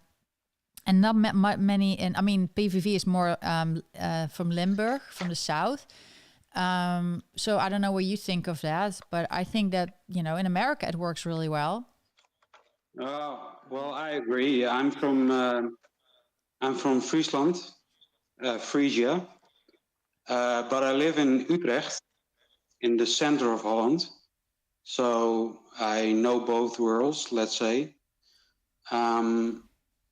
But yeah, what really annoyed me the last couple of years of the Rutte doctrine was that even though you thought like the party Christian Union in the Netherlands, yeah, even when you thought, no, they can't vote for this, there was a doctrine and they voted it away anyway. So yeah, it's weird how these people just voted against their own beliefs just for the party, just to get the coalition going with the most inhumane, anti-democracy, totalitarian measures. Absolutely. It's like we will look back in history. Right now, I think a lot of people are in shock. And I noticed that Tom van der Lee from GroenLinks PvdA, he was kind of saying, let's not steggelen. Let's not discuss the COVID period anymore. It's done. We're moving on. And I'm like, no, we're going to talk about it. And we're going to keep talking about it. What Hugo de Jonge did and Rutte did and all you people that voted for this. We're going to talk about this just as much as we talk about World War II. So yeah, but Lonneke. Yeah. You think that's going to happen with Wilders in power? Yes. You really think so? Yes, I think so. I'm not sure. I think so. Sure. That's Masamati. No, I'm also not that sure. I think Dirk is right. But I am going to do all my best to make sure that we're having it, because I think Omtzigt really wants it. I think you have more of a chance with Omtzigt than with Wilders. But I want to hear from Masamati. Yeah. So let me short, because I joined later. Cause yes. I was in the local pub here, so I just went home. So you know exactly what's going on in Holland. Straight from the local pub. No, well, not from the local pub. Well, a little bit, but more from the internet, because I live on Twitter basically, or X nowadays. But to be honest, I think that we might have new elections within 3 months, because Wilders has the biggest amount of seats now. We'll have to see how many parties actually want to join him to create a administration. At least we know that Frans Timmermans with the GL-PVDA, he don't want to join them. He already said that. He already said he didn't want to wake up in a country where Wilders has the biggest party And he actually didn't, because he lives in Belgium and not in the Netherlands. But And we don't that's a need him. different It story. also would be very bad for the Tweede Kamer restaurant. There will be they will go down, yeah. But For actually, sure. he is, Bankrupt. yeah, they will bankrupt. Well, but it's just he's a hypocrite, because he lives in a label E house. Yeah. Yeah, so Also, did and you he know? doesn't even know what neighbors are. Did you know that in the Netherlands all the restaurants are very expensive, but the Tweede Kamer, the Congress restaurant, everything is super cheap there. So for the members, they don't pay a lot of money. Like tea is like a few cents, like 50 cents or something. Coffee, 65 cents. While in normal restaurants you pay. So if you ever in The Hague, you should go to the. I think you can. There's also a souvenir shop. You can still buy. Yeah, but you still have to go through the gates. You have to go. So you have to have an Yeah. appointment. Oh, you have to have an appointment. So you Yeah, feel yeah. the moment you come in, you feel you're entering that bubble of cheapness and everything's free and different. Yeah, but it's like if they Well, can. let me guess. Yeah. It's tax free, like Schiphol, but the difference that Schiphol is still expensive. 'cause Schiphol, it's but just better. they're raising the price. It's like a And the dream food world. is pretty good, I have to say, and the people are very nice that work in the restaurants there. But are you happy with the results? What with the election results? Yeah. Yes.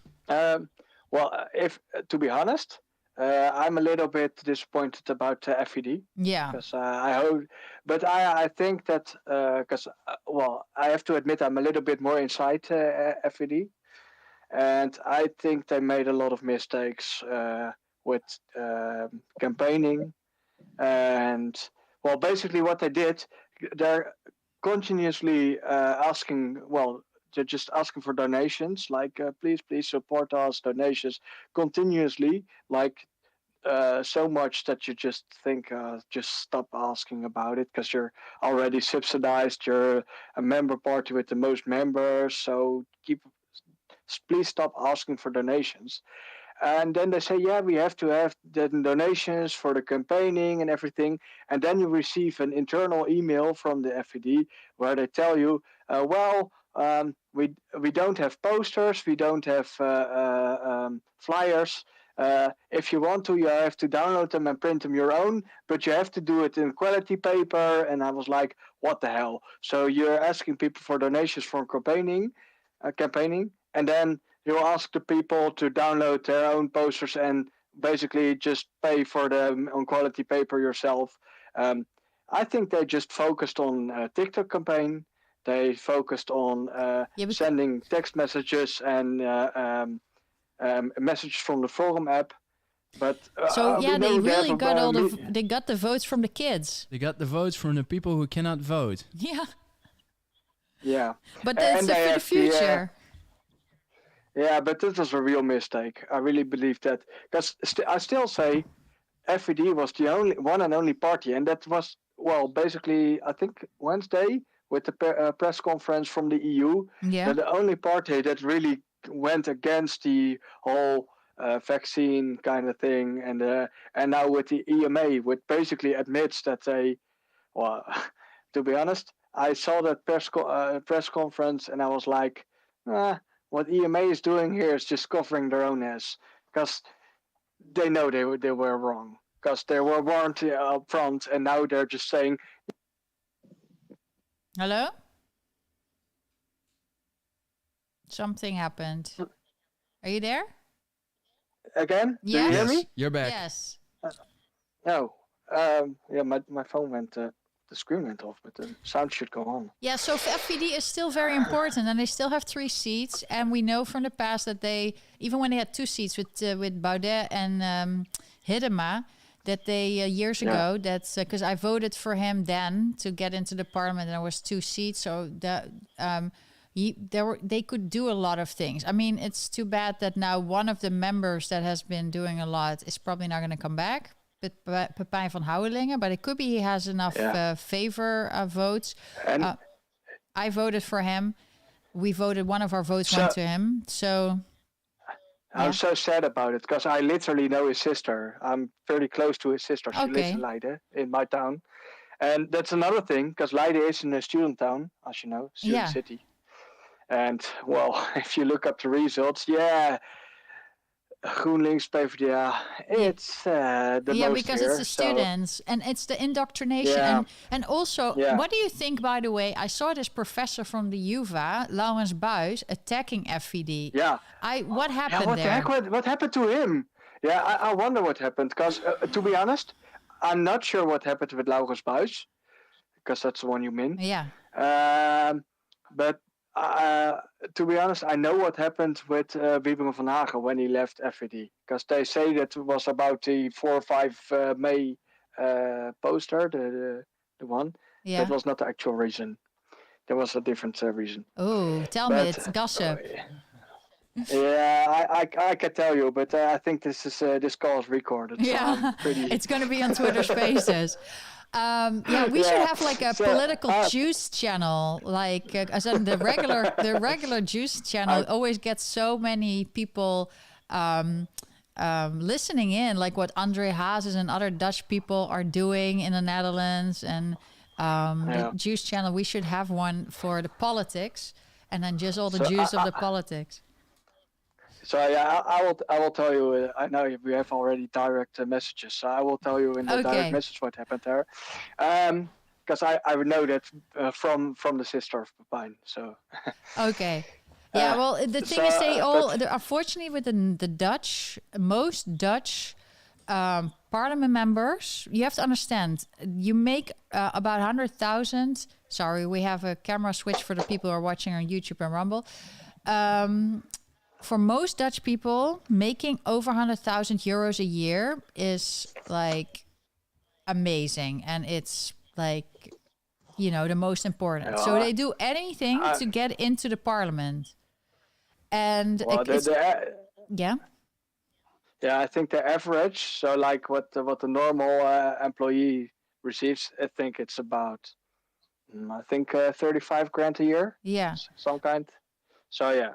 But in the US, it's considered not that much money. And also the members in Congress in America, of course, make more money. But even it's like if you work for the government, you don't make that much money. But in Holland, 100,000 is considered a lot of money. So a lot of people, I think, for instance, Van Haga probably didn't do it for the money because he has already a lot of money. But for a lot of people, a lot of decisions is made by, am I going to, like Femke Halsema stayed in government longer so she could secure her retirement for the rest of her life. That's why she stayed 6 months later, because there was a rule. If you're a parliament member, a certain amount of time, you can be, it was all like shady.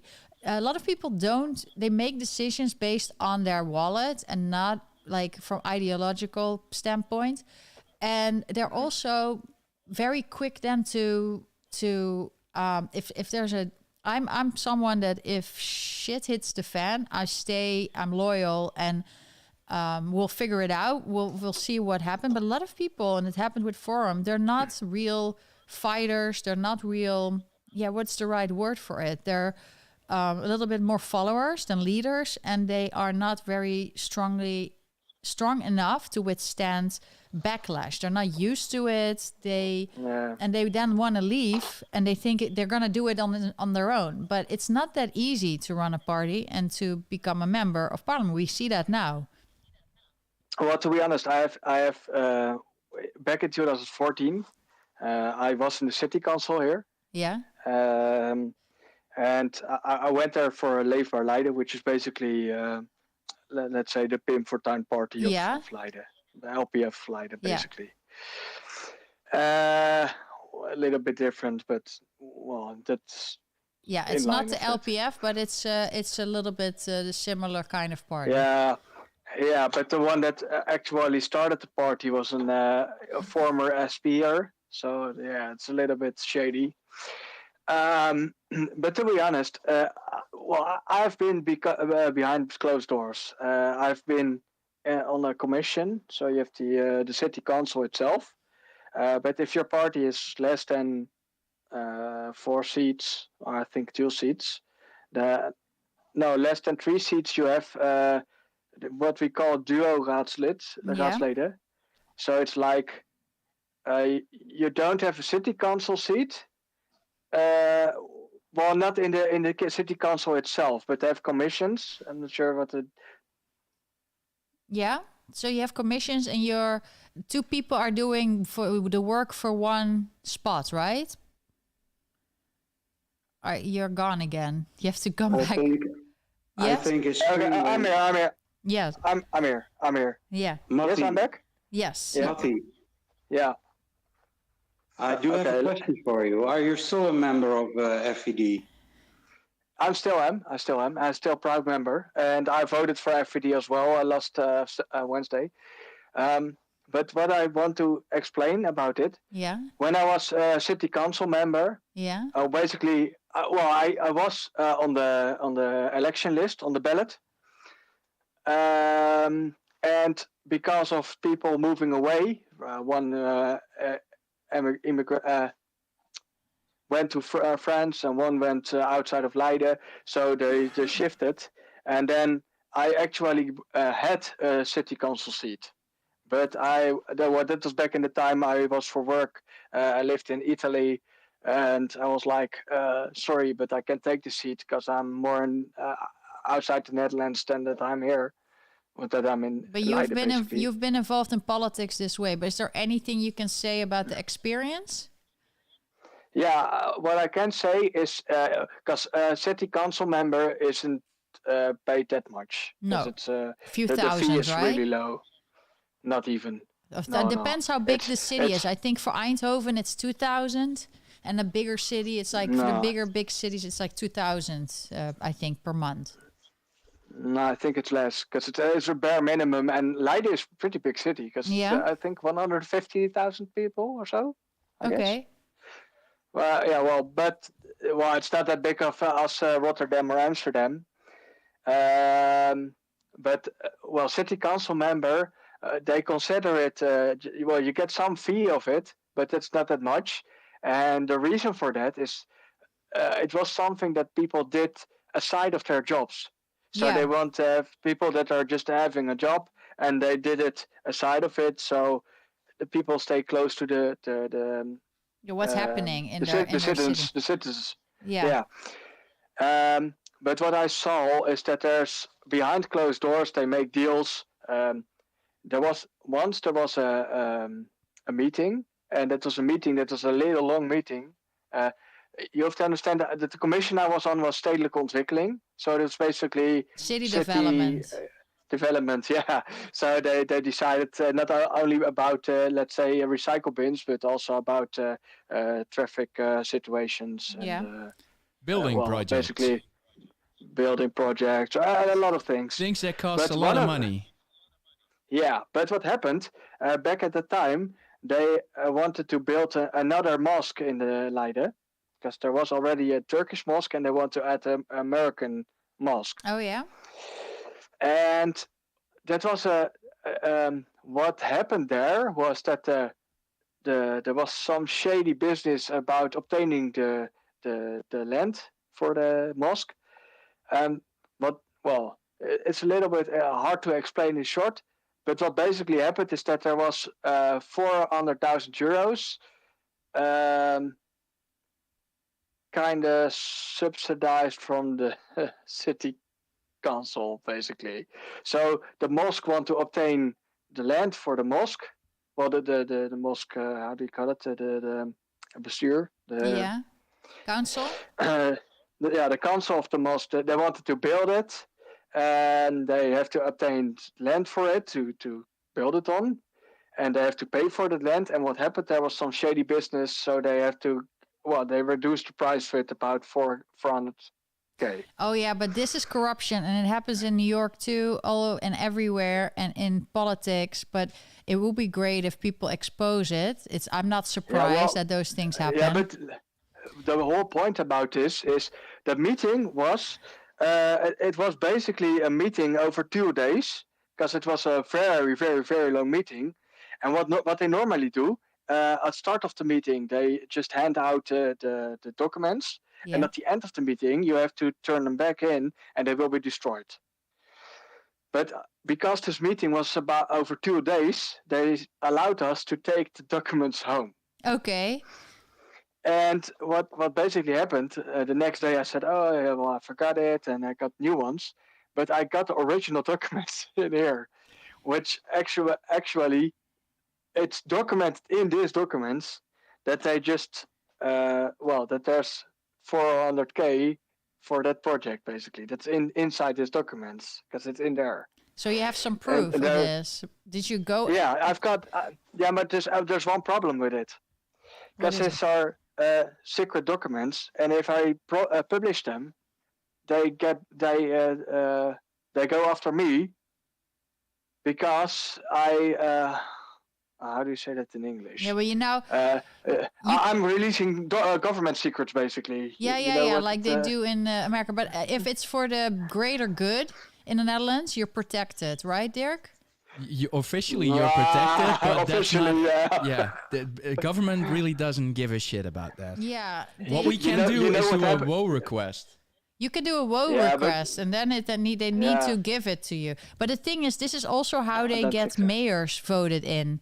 And they threaten council members. If you say anything, we're going after you. And then someone. I've been threatened 2 weeks ago.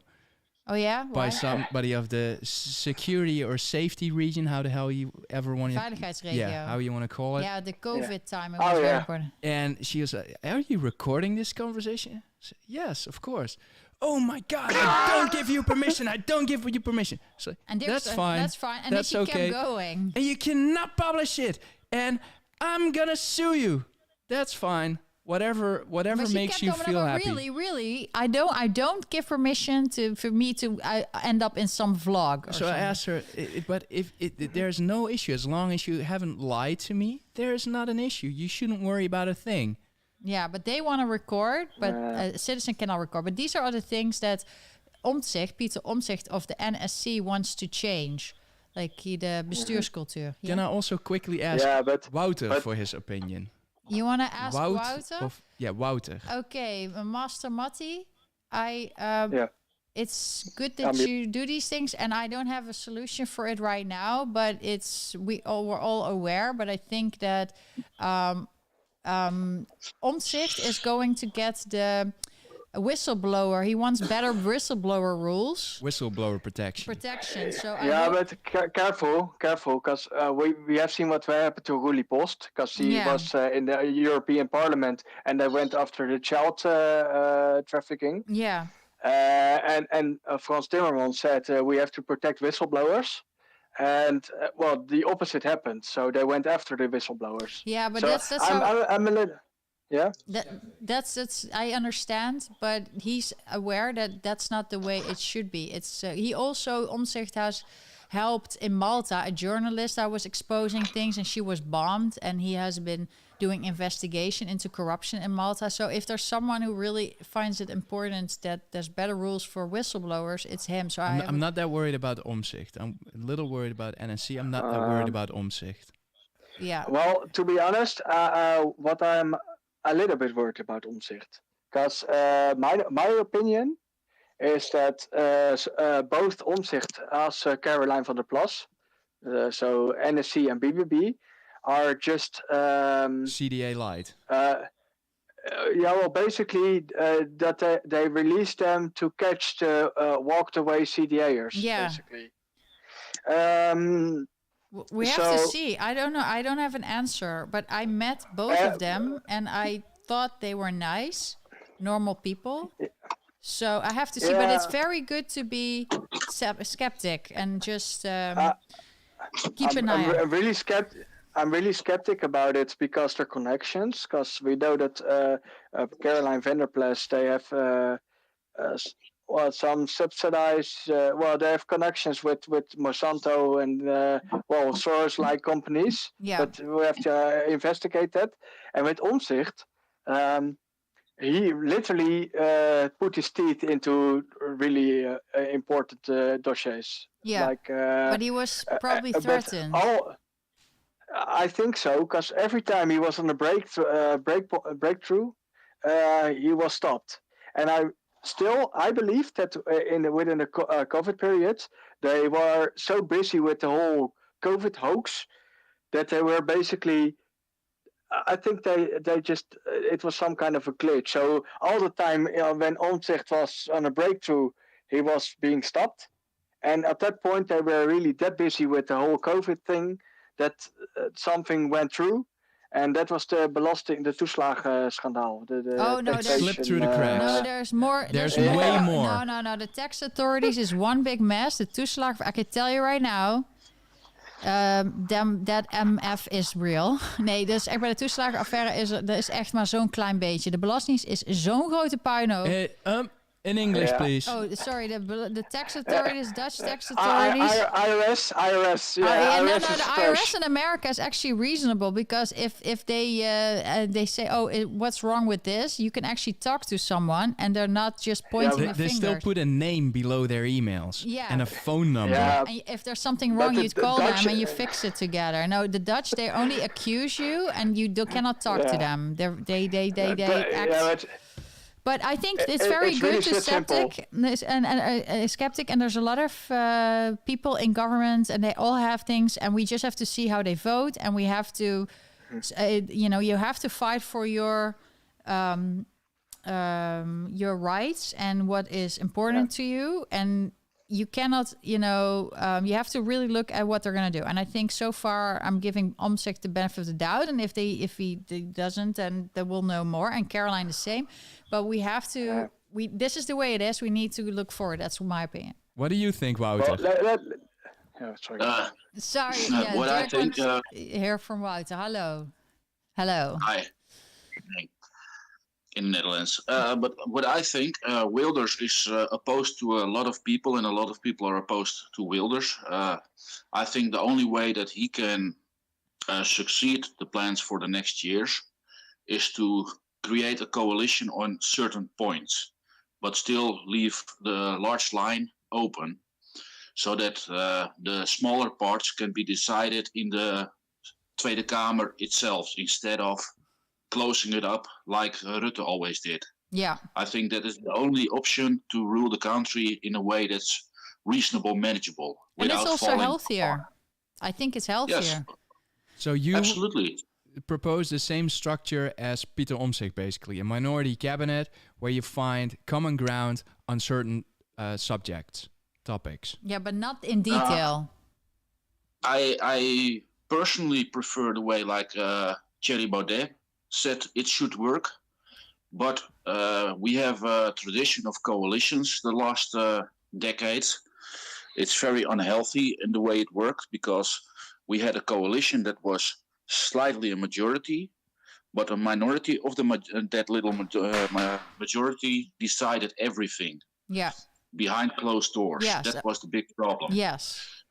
There was no insight. There was no possibility for the opposition to take any advantage of discussing it in the parliament. Everything has to be decided by the coalition, and that is totally wrong. Yeah, but also the thing is what Omtzigt says, if I can just interrupt, is he says that over the past years, the prime minister has become too important in the cabinet because actually what they need to do is just in the Netherlands, in the Tweede Kamer, they need to just do their job. The motions are voted on and they have to implement the motions. But now the ministers and Rutte have become so important. They have basically said everything that what's going to happen, and the coalition were just closing, all the 67 seats, and that was just it. While Omtzigt says, for instance, we need to, and I hope VVD will learn, because VVD, most people want to have a coalition with PVV, NSC, and BBB, is that the Tweede Kamer is the one making the decisions. They vote. But we have had people like Alexandra van Huffelen, who did the worst job at the toeslagenaffaire and collected hundreds of thousands of euros. But she also went to Europe and just signed at the dotted line, even though the chamber said no. So they just, and nobody did anything. Everybody just accepted it. And the same with Hugo de Jonge. That's the big problem. They don't take any account for what they are doing. But it's also a They problem ignored with the parliament. yeah. They ignored the parliament. Yeah. That's Yes. not acceptable. That's just illegal. But if everybody just, accepts it, and that's why we need now someone that doesn't accept it anymore.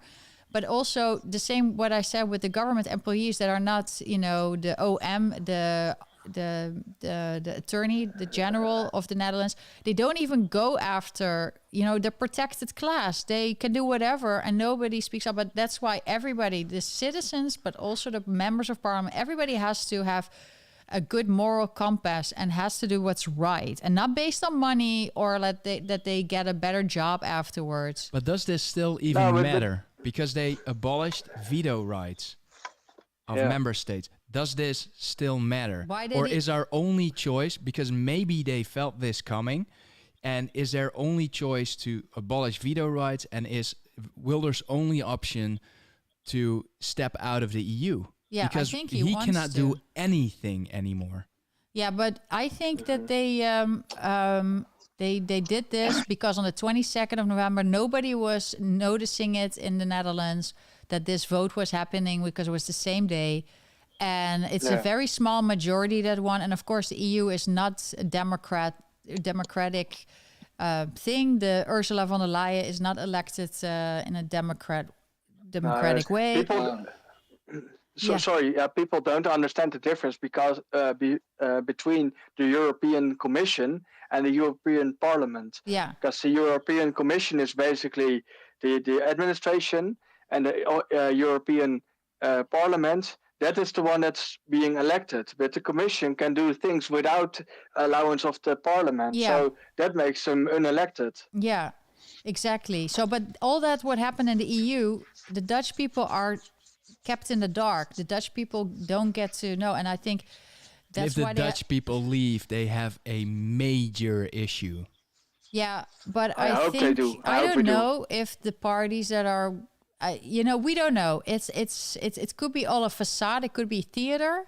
It could be that this is the best thing ever, and that finally Geert Wilders gets a chance, and that Omtzigt just decides to do what's right. And to be honest, Dirk and I went to a few times to the Tweede Kamer. We've spoken to a lot of people, especially because of our issues with the tax authorities, and that we basically, you can see that on my YouTube channel. I have videos of our struggles with the tax authorities, and that they offered us hush money, almost 30,000 euros. So we don't continue this because they made mistakes and they don't want to say they did. But why would you give me money if they didn't make a mistake? So but we continue because it's not right, and you cannot, we have very high morals.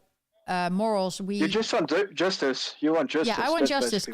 I had a court case for 10 years with my horse against a big accomplished, it was like, what is it? Against Goliath? What's that saying in English? David against Goliath, yeah. 10 years I was in a court case, and in the Netherlands, when you go to a court case, you can only do a court case if there's money, if you have money, because the court doesn't give you the amount that was really paid to your lawyer. It only gives you a small percentage. So people that don't have much money cannot go to court. And that's something that Omtzigt knows and Geert Wilders knows, that there's not really justice for anybody. It's only for the rich few. And that's something that I hate. But I was like, there's so many people that have the same thing happen to their horses. And this is just the thing about the horse, because I'm very big on animal welfare. But it just says a lot that you have to be in court for 10 years to get justice, that you need to spend a lot of money. You don't get any.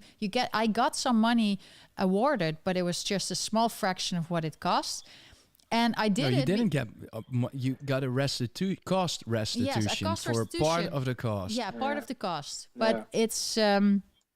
I did it because there's a lot of people who have the same issues happening to their horse, with people that train them and they hurt the horse. That I was like, this is. I need. That affects a small group of people. The tax authorities affects everybody. The NCTV, the spying on people that.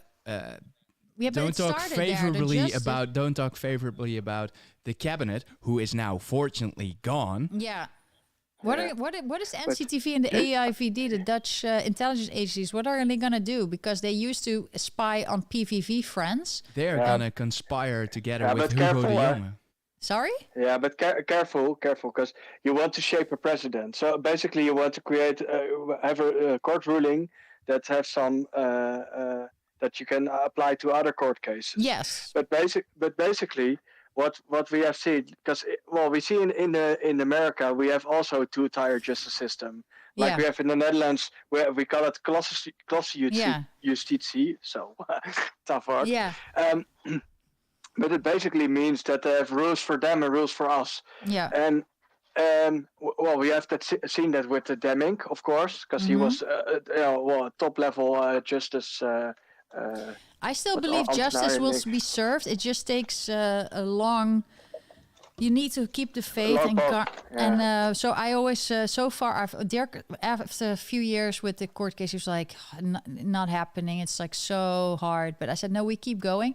And now actually we feel things are changing because also of the ruling in the court case. And that's how I actually went to the Tweede Kamer and how actually the Minister of Agriculture is doing an investigation, and this is specifically about training methods that top riders and that go to the Olympics for the Dutch team use for horses that is considered painful and torture.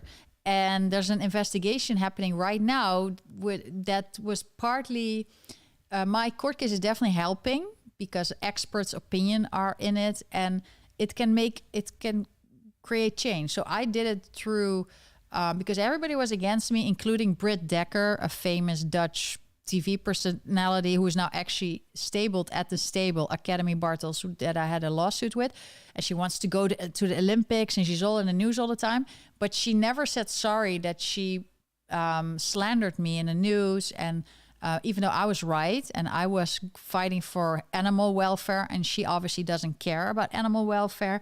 But you see slowly, because I kept going, the public opinion changed and changes in that. And you say it's a small thing, but it's the biggest sport after soccer.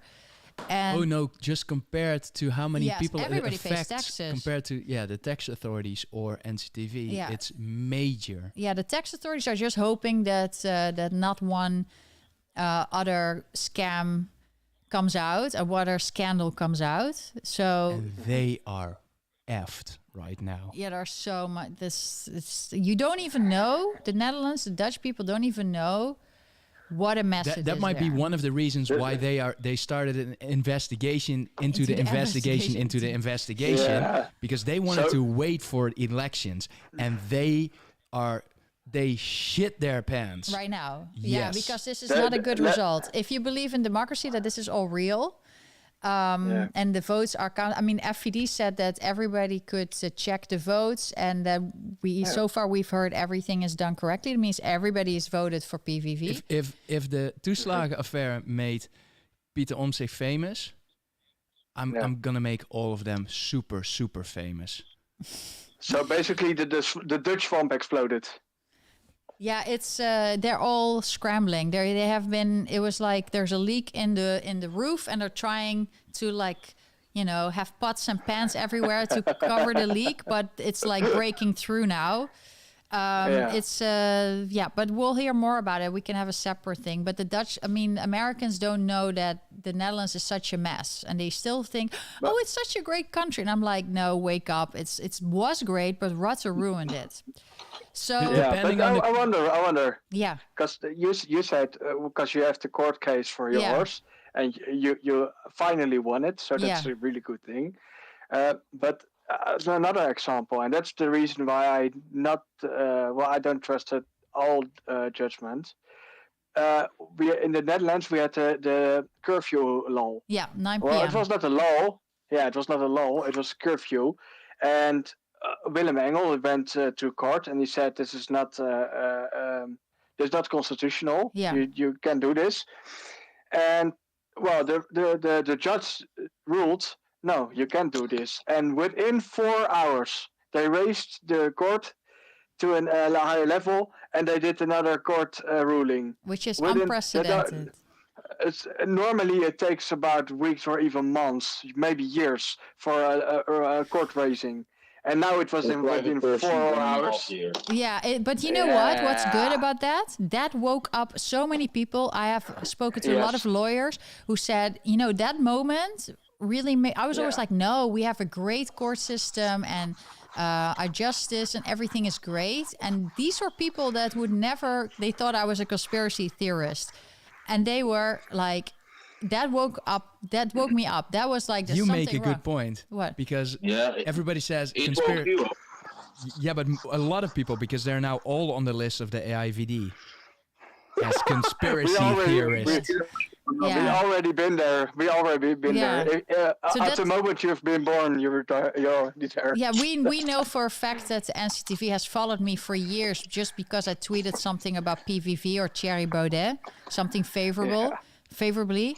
So they do that. And they also send tax authority. It's really sad what's happening, but it's all coming out. And well, depending on the coalition, we will have the biggest privacy scandal in the history of the country. But about that, because I won't go into detail about this, but there was a couple of years ago, we had the Sunday afternoon, we had some cat-mouse play game with the police and the Dutch intelligence agencies, basically. Well, basically, we wanted to do a demonstration, a protest. Yeah. And everything was allowed, and it was talked about with the Hague City Council, and everything was okay. And even it was for Sunday afternoon, and Friday we just published the flyers and the social media, everything.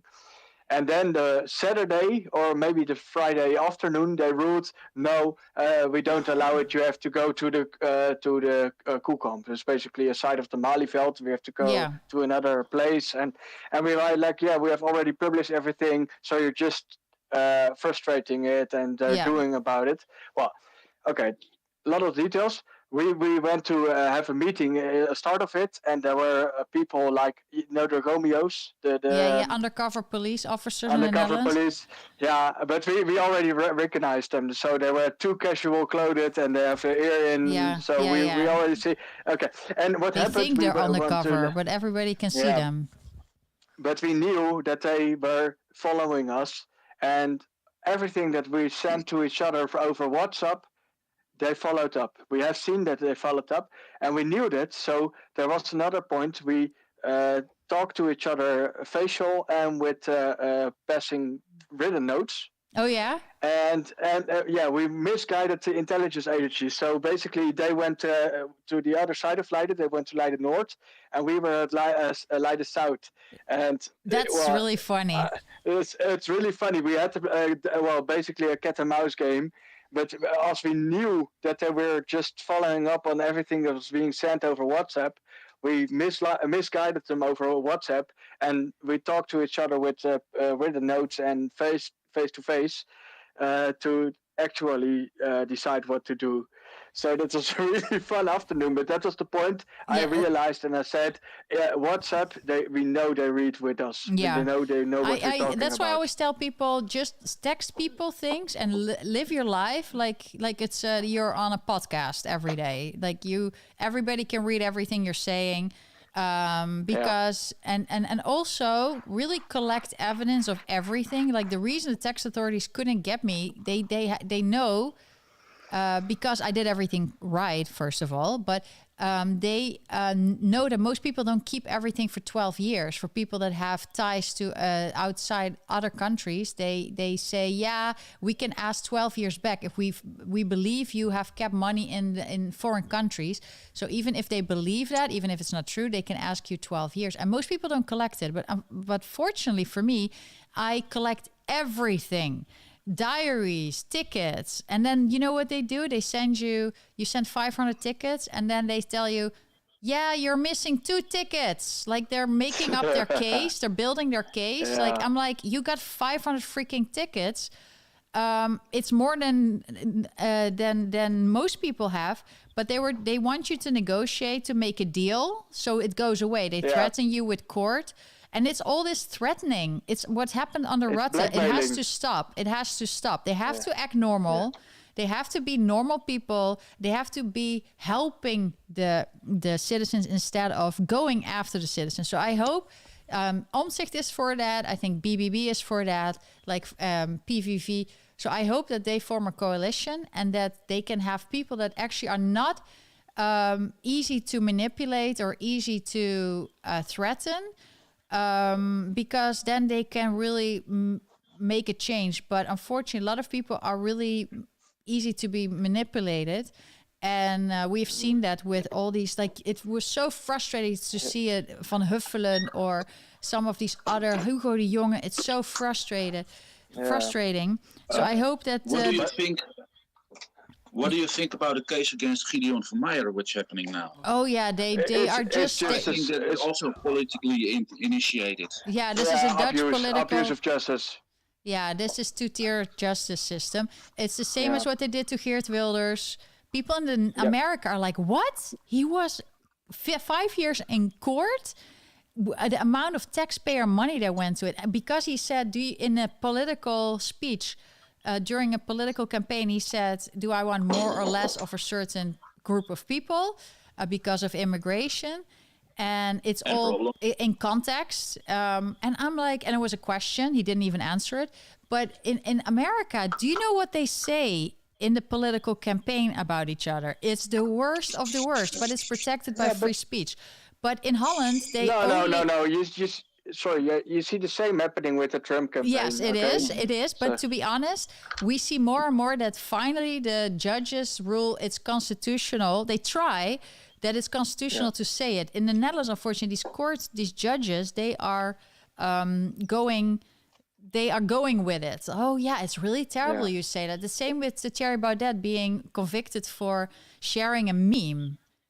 Seriously. The same in The Hague with the city council. They obstructed it for so long that it wasn't possible to create a coalition with the largest group there because they were sued. Yeah. Oh, you mean the Mos? Yeah, The Hague. So basically, Richard de Mos. Yeah, it's totally ridiculous. It's called lawfare. He won, but now we are suing him. Yeah, it's called lawfare.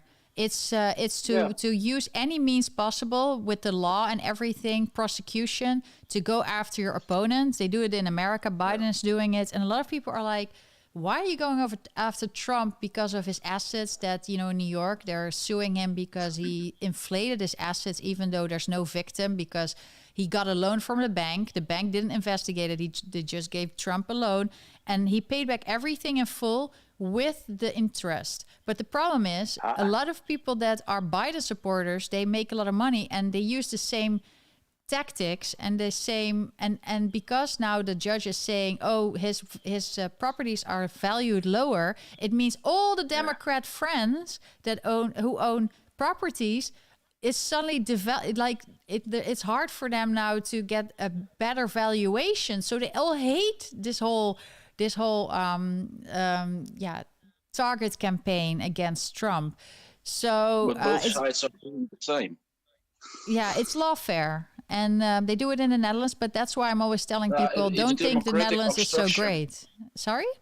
It's democratic obstruction. They are suing people to stop the democratic process. Yes. And they use all like, oh, look, like for instance, with this Thierry Baudet case, it was about a meme about comparing the period before the war with what's happened with the COVID people. And you know how many people said the same comparison, who made the same comparison in the Netherlands, in New York? So many. Everybody's making the same comparison.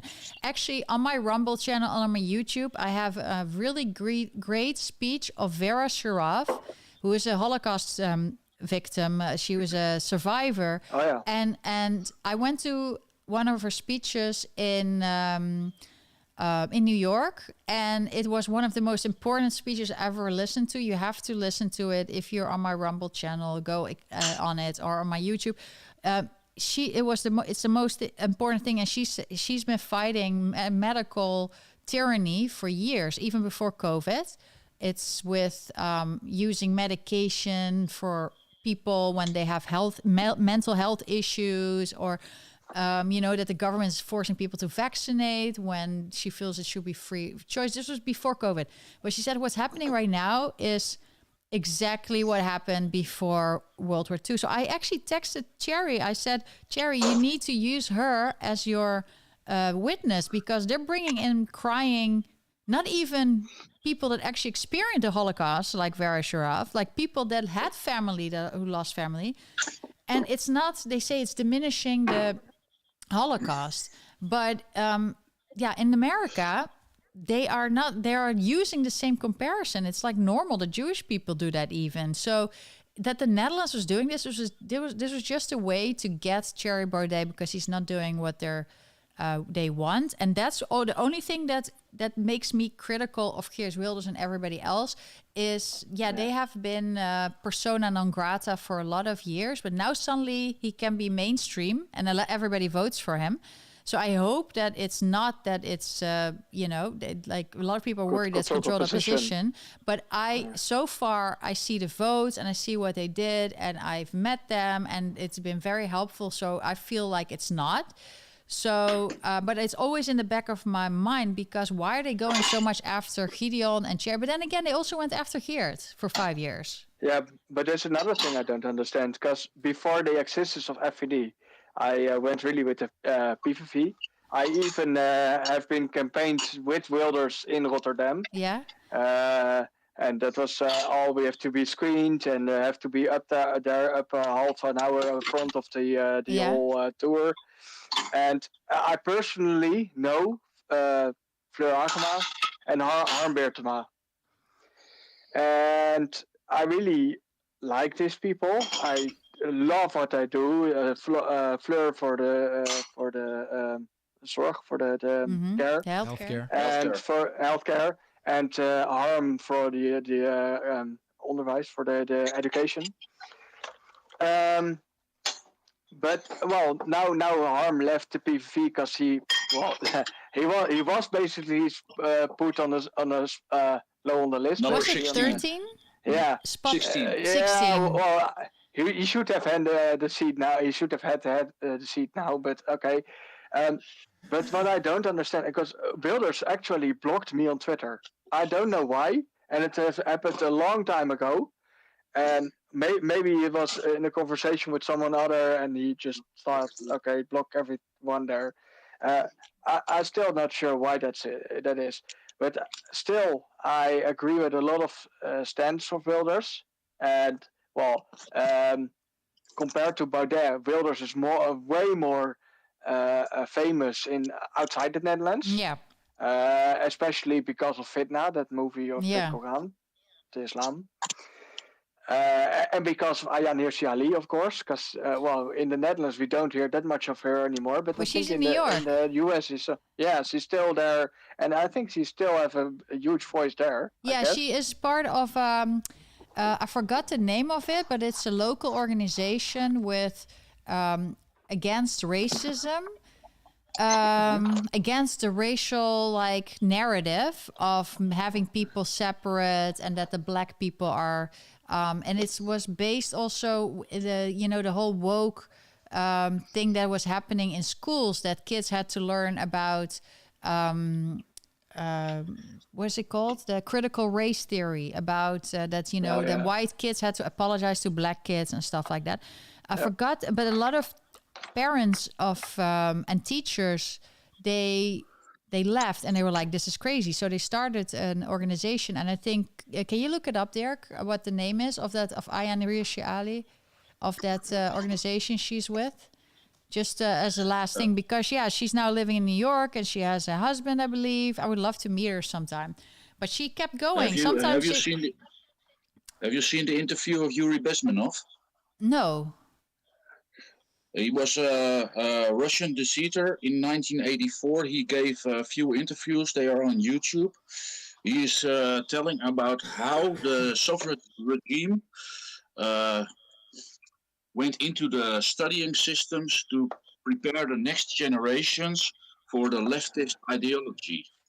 And if you read it, if you listen to it, you see a lot of the stuff happening which they are telling. Yeah. Yeah, okay, so I believe was it a guy with the glasses? Yeah. Okay, I think Hoover I've seen- Institute.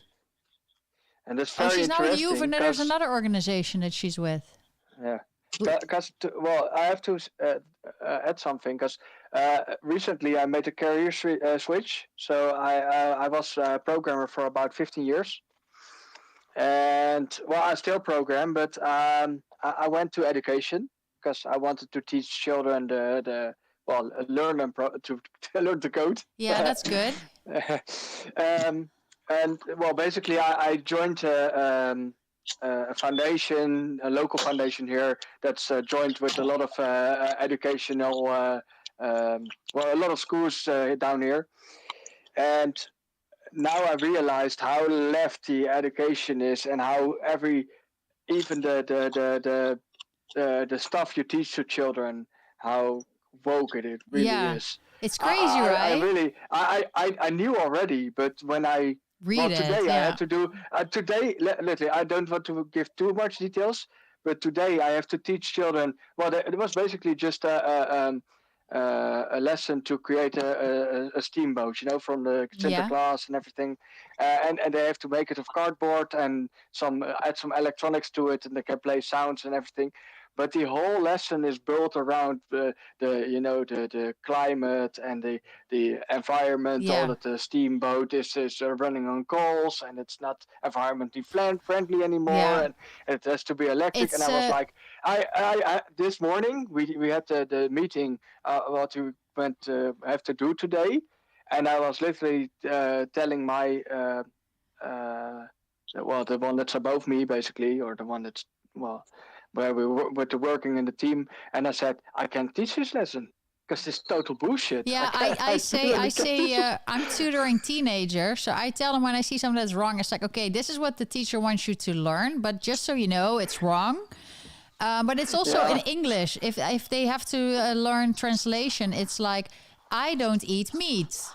Or in French and in German, you see all those languages, they all do the same. It's like less meat, less flying. I'm recycling my plastic bags. And I'm like... Talking about languages, what languages do you program in? My core language, I've always written in the C#. Okay. But when I started, I did web-based programming, and it is PHP, so it's not literally a programming language. At school, I have Java and VB, first VB6 and later VB.NET. I did also C++. I write a little bit with Arduino. I'm working on that right now. Yeah, Dirk is a programmer as well, like from his job. So that's what he's been doing over. I do a little like the basic HTML, CSS, but those are not really programming language. Yeah, but we don't know what you're talking about. JavaScript, little C, but and it's then very Arduino. important. It's very important. And it's also very useful for the kids to learn programming because they can learn logical thinking with it. Yes. But what your investment also tells is turn the studying system in such a way that the people learn infantile things which aren't important, but fill them with that stuff so they won't see anything happening. Yeah. Exactly. And you see it with the children now. They are screaming for climate action and so. And, they're useful idiots. That's what they grow up to be. Yeah. But also, I have the same, like, why they don't know how it works, but it's told to them, and they are rating for it, and they give everything for it. They're they don't even know how it is. Yeah, that's right. Here they call it regurgitation. You put something in and they spit it out again. Exactly the same. Yeah. But also, why don't kids get to learn how to file the taxes and how the tax authorities work? It's like everybody has to do that. Everybody has to file taxes. I explained your nephews how taxes work. Yeah. They looked really confused. They were upset. Well, they didn't see the difference between a criminal and somebody from the tax authorities. Yeah, but I said it's... Dirk. Now you're saying this. There's a Weltsmerts interview. I think it's been published last week, about taxation and about how taxation is theft. It's on the WorldSmart's YouTube channel. I saw it. I think you might have already seen it, but it's awesome. It's awesome. I'll check it out. I think it just melts that's down. why Forum for Democracy and all the other people want to start a school, and just because they are just teaching kids to sit still the whole day, and kids need to be active and work with their hands and learn things that are useful, and that's what I go for. But hang on. The children of now learn what to think, but they should learn how to think. Yes, to think. Exactly. And I have to say, because in the foundation where I'm working now, it's basically not the schools itself. When the children come to us, because we have 4 class locals, how you call it, classrooms. So we have now 2.5 weeks from one school. That's a really big school here in town. Well, for example, they have 9 first classers, like the group 1, 2. Yeah. I think it's preschool basically. So it's a really huge school. But for example, this last week I had 2 days with 3 hours of the small ones, the children aged 4 or 5 years, and they're still just they want to play. Yeah. It's like if we teach them lessons, it's like you tell them, okay, you know what robots are, and then you say to the children, you do it in groups, and you say, okay, you're a robot, you're the programmer, so you give them, you hand out some cardboard cards with arrows on it, and you say, now you can program the robot to walk down a path. Basically, that's how you do it in a Yeah, that's more fun. But I'm very proud. Someone in the chat also says that Common Sense says, I'm so proud of our Dutch youth. Despite all the indoctrination, they still vote for PVV and FVD. So it doesn't work. So, but I think that we have to, you have to just, the lawfare is there and the kids' indoctrination is there. And they're gonna, unfortunately, when they are losing the narrative, it could be that they're starting the same in New York and in America with Trump, that they're losing the narrative and they want people to become violent. And if they don't become violent, they make it up, like January 6th. But you need to have patience and keep going to expose the truth, because January 6th now, we have seen the video evidence. It's been released by the new Speaker of the House. Now we know what really happened. It was different than what the Dutch news said and what American news said. The same in Holland. It's Willem Engel actually had a court case that was interesting, and it was not. They were not allowed to film, not to record. Only what was going to be, what the Attorney General was going to say. That what the aanklacht was. The ruling. Not the ruling. The prosecutor. Yeah, what the prosecutor said was the. I'm getting tired, so I'm losing my English word. The aanklacht, dat is aanklacht. Someone else aanklacht. The claim. Yeah, what they claimed Willem Engel did. But then it was recorded and it was sent to Willem Engel, and then it was exposed that the OM, the Attorney General, is now asking for indictment. Sorry. For what? Indictment is indictment, but it's they're asking for dismissal of the part where about something that was set on fire close to Mayor Bruls. They said he did that incitement that he was, but then they said, no, we're not doing that. And then Willem Engel said, excuse me, this is very serious. You took me from the street. You just pushed me in a prison for 6 weeks. This is the Netherlands, right? 6 weeks.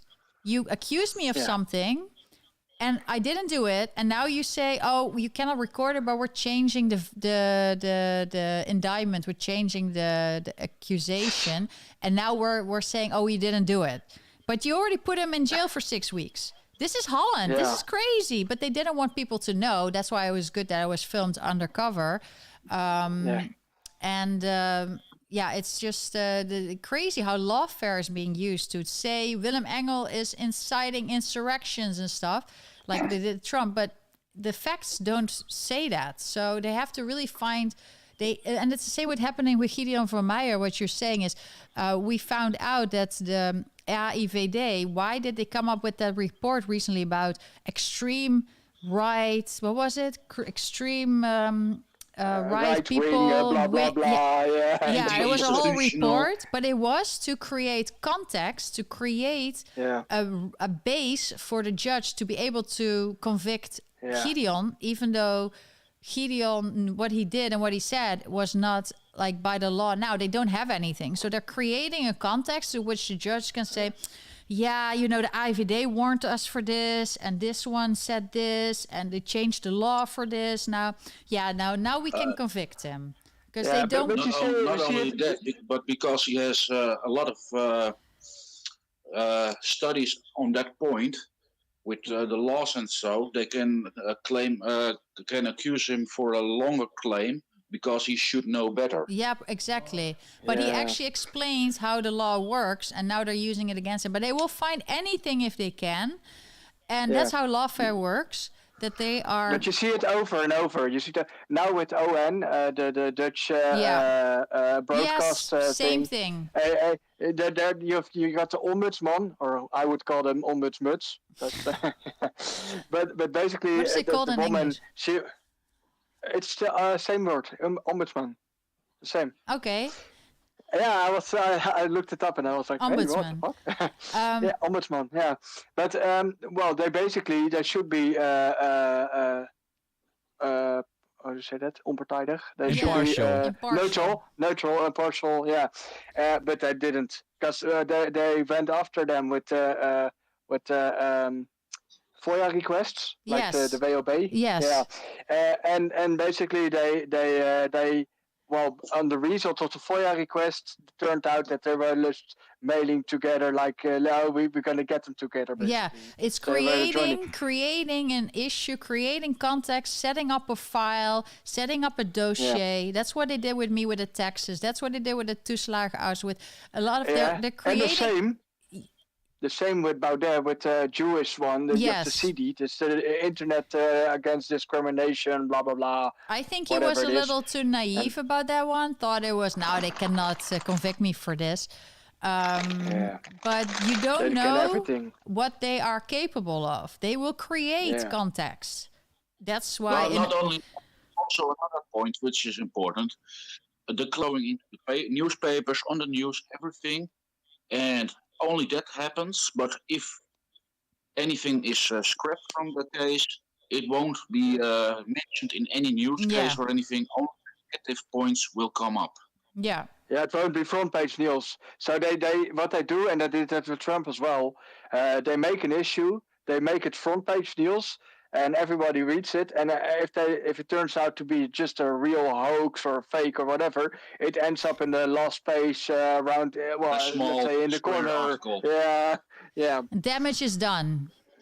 They do it to damage people, and they know how it works. It has worked for years. Also, what Hillary Clinton did with Trump years ago try to use him to get elected, and then he got elected. It's all these games are being used for years, for decades. It's just now that we get to see it, and that the Netherlands have become more totalitarian, and the NCTV and the AIVD are used as tools to get people. And the court. And the courts are used, and the tax authorities are used to put pressure on people and terror. And then also, if you're in court case for so many years, you don't have time. Like Gideon has not been able to really campaign because he was focusing on his case. Don't forget, they decide what gets into court because they assess process risk, and if there is a process risk, and for them that means the risk of their losing, becoming negative case law, basically, especially with the tax authorities. Then they will not go to court. Yeah, they will rather pay you money.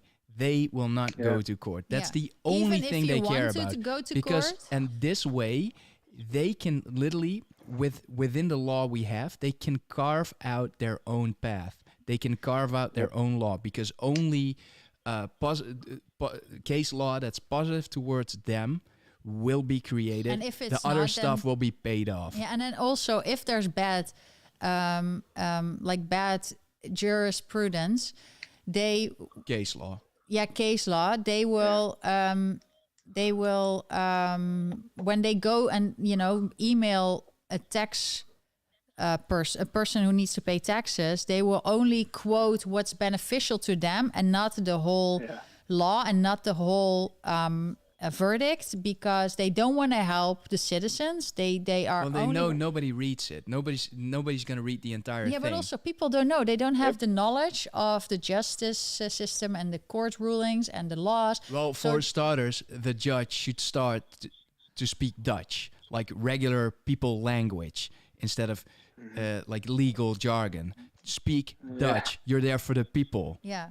Yes, no, exactly. but that's the whole reason they do. That's the whole reason they do. Yeah, because I've been there, and they abused that kind of language to make it not understandable for just regular citizens. Yeah, they do that on purpose. Yeah, and it's so people are like, okay, I'm just gonna pay the tax authorities because I don't know, I don't have money to pay for a lawyer.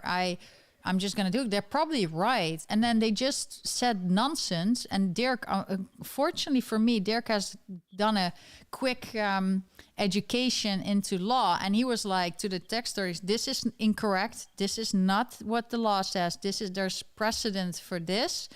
And that's where they were like, oh no, this is annoying. Dirk knows too much. But a person in the government needs to work for the citizens. They need to help the citizens to look for, oh, you have right for this, or they do that with the illegal immigrants, but they don't do that with the regular citizens. And this is what the people that won, that's why people voted for them. And that's why PVV is big now. And can I point out one very important thing, Lonneke? What? It's Thanksgiving. And you are the one responsible for the Thanksgiving meal tonight. Yeah. It's time. But it's also, we've been talking for almost 3 hours. And it's so interesting. But on Sunday, we're doing the Dutch chat for the Dutch people, and we do it in Dutch again. Unfortunately, it's really short. It's only 2 hours instead of 3. So. Oh, yeah. This was 3 hours. No, but it was very interesting. It's just that I have hope and faith. And also, I just want to activate citizens to speak out. And the more, they can't prosecute everybody. That's the thing also with the demonstration. It became an issue. It's like if everybody goes, you see now protest, everybody can protest. Even they were allowed to go to the torentje where Rutte, where the prime minister is. And they had a whole picture where he's looking out of the window. I mean, those people that protest there from Greenpeace, they were allowed to do that. There was no protection. But if people do it against the COVID narrative and the government, then they're being met with police violence. We have seen the same with the A12, with the highway. With the Extinction Rebellion. Yeah, they had to just let's say the garden shower. Meanwhile, the COVID protests, we have seen the lady that went, that just smashed to the concrete with the water gun. Yeah. But I do think that the more we just expose, that's why filming and everything, it's very important. In America, they all do that. And that's why they don't want you to film. And they make it like, oh, you're filming an accident. It's terrible. You're a terrible person. But it's proof of what happened. So then the person who did it or what happened, that it can, it's evidence. So I was a big fan of transparency. Sorry? Keep people accountable for what they are doing. Yeah, and filming and recording and just being transparent. And I hope the government will do that. But I think this was a pretty good result. I mean, there were things that were not great. You can't have it all. It's good to talk like this. Have you seen the press release? Have you seen the press release of Amnesty International about the victory of Geert? Yeah, everybody's being exposed. It's the same. It was disgraceful. It's the same. Yeah. Amnesty International was coming out with a press release about how terrible it was that the PVV, because they like human rights. PVV likes human rights as also. Everybody loves human rights. I even have it in my bio on Twitter. But the thing is that they are exposing themselves, that they're not impartial. So it's great. And I already saw people saying, oh, I put you in my will for, when I pass, I'm going to take you out because you're obviously not what I thought. You're not impartial. So a lot of people jumped on a bandwagon. It's the same as what happened when the court ruled in the favor of Rutte with the curfew. Can you imagine? We live in New York. And apparently they said that here it was the worst ever, right? We didn't even have a curfew. We could have as many people as we wanted in our home. Yes, we had a lockdown and some restaurants asked for vaccination, but there were also restaurants that had like a big post saying, everybody's welcome here. They were never fined. Why? Because the Constitution says you cannot discriminate against people. So they couldn't enforce it. They couldn't go into these stores. And that's different with Holland. That's the police. Also, the police here is more, they think more for themselves compared to Holland. Holland is just following orders. That's also why basically 80 years ago, war happened. What the whole problem is in the Netherlands, you have to have a permit for everything. So if you want to run a business, you have to ask a permit for it. And what they basically threatened the restaurants with was like, okay, if you don't follow up our guidance, they threatened them just with closing them down for not. There was a lot, but it was also because the Dutch people, just like in World War II, why were most Jewish people deported from the Netherlands? Is because the Netherlands were the most obedient, and they were like, look, they're there. There were only a few people in the resistance. I read this book, and I keep bringing this up in chats, where they said, why did Denmark, for instance, save so many Jewish people? Because the Danish were not obedient, and when Hitler told them, you need to bring us all your Jewish people, they sent them all on the boat to Sweden. So it saved a lot of people. It's the mentality of people. I don't have the obedient mentality if it's not right. I am just gonna, but I love the law. But when I see the government not following the law that exists, that everybody voted on, then I have a problem with it. But it's like everybody was so obedient and became literal Nazis, were knocking on the doors and telling neighbors and telling the police, oh, the neighbors have 4 people over. It's too many. You're only allowed to have 2 guests. That's what happened that didn't happen in New York. There were crazy people here too, because they're crazy here in New York. But it's also, there were a few people, it wasn't as bad. I think if they told people you cannot have more than 4 people at home, they would have gone, even those people would have gone nuts. What made me laughable about New York was the following. The restaurants were closed, but the terraces were allowed. The weather got bad, so they made shelters above the terraces, and it was fine because it was outside. It was really ridiculous. But it was just inside. so you know, there are absolutely no rat or rodent infestations in the outdoor dining areas. Absolutely not. Yes, there are. Fully healthy. Yeah, it's not healthy, but they're still there, and it was really crazy because they closed off. They basically gave restaurants bigger space, but they closed off the outdoor dining area. So it was basically indoor dining outdoors. But we can talk about this for hours, and it's good that we don't forget about all this. I think that this vote in the Netherlands definitely gave a good signal to the establishment. We didn't get everything. Some parties that I like lost seats. I also feel bad that the SP, for instance, lost seats. They did a great job. PVV won a lot, but I hope that this is because everybody got together and voted for PVV, that it's so big that too big to ignore. And if they ignore him, next election, he's going to have 50 seats more. Because now people are like... This is the last thing... This is the last thing I will say before I go to bed, because it's almost 12 o'clock. And we're going to have food and dinner. What I personally hope is that Martin Bosma has the chance to renew the Dutch media, that it's becoming more neutral, because that's a large problem here. The media is totally not neutral. Yes, it's crazy. And they're all so upset. They never expected this. And there's a few journalists who are actually looking, they're a part of it. And they're like, you're all acting weird. You're just worried for your job.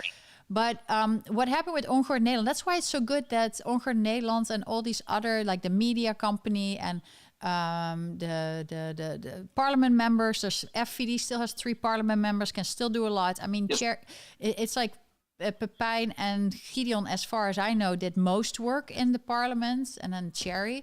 And Frakes I saw too, but it's like, everybody remembers what Gideon did and Pepijn. So I hope that Pepijn still has a chance to come back. If not, I'm sure he's going to help. Expertises. Sorry? they had their own expertises. Gideon is very good on the law. Yeah, but also they expose everything, and it still can happen. There's still a lot of people can do it. You don't have to be in the parliament. You can do it outside like Willem Engel does. And the truth will always come out. And you need to just be confident and find like-minded people. Just stay away from violence, because you don't want to give the AIVD and the NCTV and all the intelligence agencies, you don't want to give them any chance to, to prosecute you. So just be like the perfect, like we are the nice people. Be an example to the kids. The kids are obviously smart. They vote in like overwhelmingly for PVV and FVD. I'm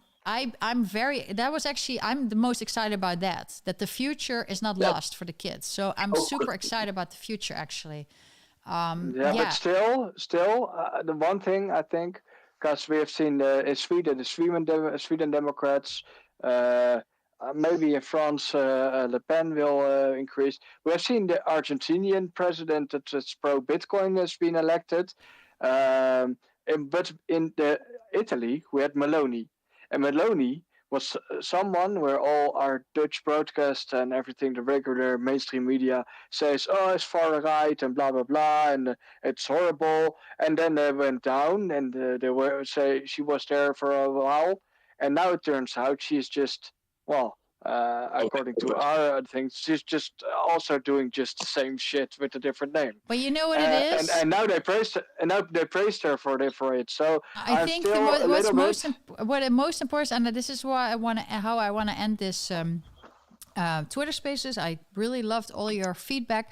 The thing is, the more people speak out, and that's what happened now. Everybody can be a PVV voter. It can be your neighbor. It can be your boss. It can be a person of color. It can be a person, a Muslim, Christian. That everybody can be a PVV. It's become mainstream. That people 185. The people can now speak out and support each other and be of support. Before they were all lonely, and it's the same with FVD. It's they're trying to make you what they try to get rid of. It only becomes stronger because it gets more attention, and the more you get together. And the same with the people in Europe. Like I saw Le Pen congratulate Geert Wilders. I saw the people in Belgium and in other countries. So there is definitely a movement going on in Europe, and I don't think they can ignore it. But the European. That's why they are closing up the EU. Sorry. That's why they are closing up the EU. Yes, that's why with the Digital Services Act, with the veto and everything, it's gonna be a hard time. But we'll be here for it. Yeah, I want to say, how about the digital euro? I know it's a whole new different subject, but for short, I believe that I think next year the dollar won't exist anymore because of the FED crashing, like the collapsing. And I also believe that the euro will come down with the ECB collapsing. Of course. Well, I'm not sure if it will. Well, I think it might be next year. But I think that's the reason why they want to introduce that digital euro, or basically CBDC. It's not going to be next year because we have elections.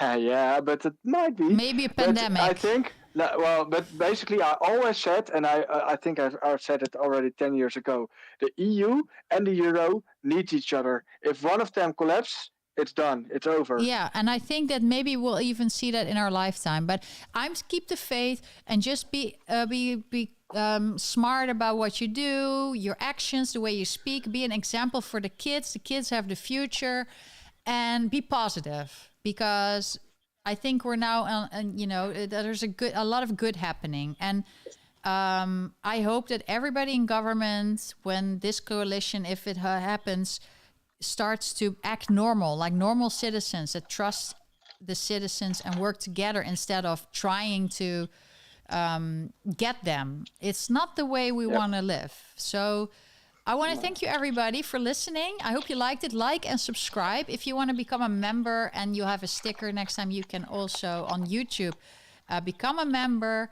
And every Sunday, I have a live chat in Dutch, if you're interested in learning Dutch. Or I have, now and then, I have Twitter space in English, and we talk about everything from politics to developments in the news, especially America and the Netherlands, the EU. So if you're interested in that, please join us next time, or go to lonneke.com if you want to support me. That's great too. Thank you so much, everyone. Bye bye. Happy Thanksgiving. Thank you. Happy Thanksgiving. Bye bye. Bye. Bye.